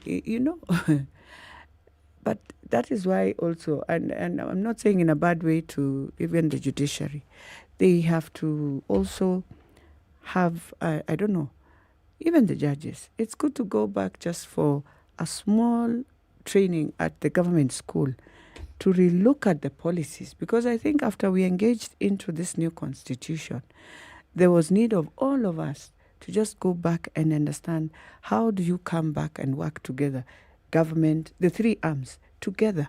Yes, you are independent, but because policy evolves around you, if it doesn't work, it will come to you. But before it comes to you, you just need to have that that knowledge of saying, if this is for development for the people, and if indeed you have taken money that belongs to the people that was supposed to be for water, I don't need to see you in my corridor in court. So they should trying step to down. Ask for justice. So they should step aside. I will tell you as a judge, listen, this, before we even think of how we are conversing in court about this, indeed money has disappeared. Under your docket, yes. And we can see it was supposed to go and help the people of down there to get water. You will have to step aside until this case is over. But you see, we left people until when you step aside and then you can go and vie again. How? Until you can destroy a whole institution, but then you can go back and become governor. Yes. I don't know what. No. And that is where the judiciary has to help Kenya. Surely. Because even then, if they just were bold enough to look at the law as it is and say, we are here, public, it's called public resources. Please, we are not saying anything. We are not taking you to a jail now. We are saying, you step out of that office in and go, you will be coming here. The day we finish this case, we will decide whether you were right or wrong. But for now. There's a gentleman called Francis Wanderi. He's a commissioner with the IEBC. We raised that question with him. We asked him. He said, look, there seems to be some discordance here. Somebody is impeached. They cannot stand. Yes. You stand impeached until proved Proved alone. yes. Okay, now, why is it that it's different? When you have an MP, one court finds them guilty, and because they've appealed, they're now innocent. They've been found guilty. In fact, what is amazing now, you are in court. You're in court. And you're giving me a public office. Yes. I am in court because of mismanagement of public resources. In that docket that you hold. And in the same docket, you are clearing me to go back there. Yes. How? It's absurd. Absolutely. And that is why it has to be an initiative of all of us. That is we where, must accept. when you get to Parliament, okay? Yes. These are some of the things. Because when we talk to them, they tell you it's the law. Which Which means... law? They believe me. No, it's the consciousness of a person. If indeed it's implementing you chapter 6. You do not believe that it is the law. No. Chapter 6, we've been told repeatedly, that thing, it's a sieve. So if you're trying to collect water with it, nothing will happen. You might be engaged for some time. It will never. But for me, and that's why I'm saying, it's important just to have that consciousness of saying, as a person now, see, I'm also a Kenyan. I would have wished to see a better road. I would have wished to see water to our people. I would wish in this 21st century, we are seeing Kenya at a different level. And I think that judge or magistrate will want to see good things, honestly. So it sometimes, because nobody will question you. Where will you run? If I tell you as a judge, I think you just need to step aside. Have I done wrong? No. The law is very clear. Why is it that? And that is where the judge has to look at. Why is it that when a public officer, a civil servant is taken to court, he steps aside? What's the difference? I was using the same public resources. Do you so remember? the judge has to just be firm and say... Justice Mumbi Ngugi did precisely that. Yes. With governors and said, my friend, And then there was a whole fiasco of interpretation of what so she actually yes. meant. Yes, but the lawyers now. Yes, but also the argument is there's lack of clarity in some of these things, in that very, very law. So you'll find someone quotes this statute, someone quotes this article, someone quotes, so it becomes a circus. So us simple people are confused because now lawyers talk among themselves, talking lawyerese. For me, the judge is the savior. But we have cases, there's hope. Yeah. There's a magistrate in Mombasa who did precisely what you're saying. Yeah. A couple was brought before him, a bale of wheat flour was in question. He looked at the question and said, no, folks, you've been in remand. That's it. Done. You people needed the food. In fact, I'm beginning by taking out money from my pocket and giving. And then the rest of you people give. Now, you see, today we're talking about Justice Odunga and what he's saying, no, this Sexual Offences Act, no, we need to have a different premise for it. Yeah. Beatrice Alachi. Thank you. I mean, there's the conversation can go on for years, days. But I just need to tell Kenyans, I am vying in integrity, and this propaganda, you see, when you have colleagues who you're competing with, and the only thing they would wish to do is use the internet and propaganda, I think it's very unfortunate. But then it's competition, and my prayer to all Kenyans that now that we are candidates, why can't we just go and look for votes? Yeah.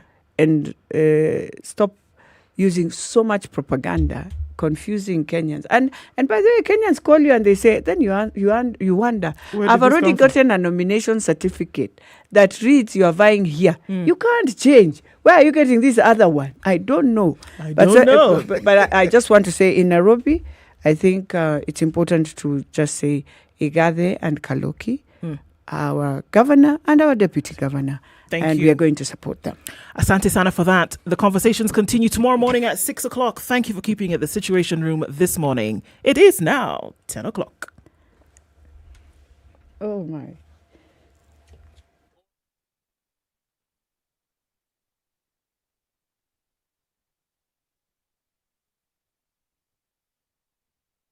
The latest news from around the world. 94.4 Spice FM.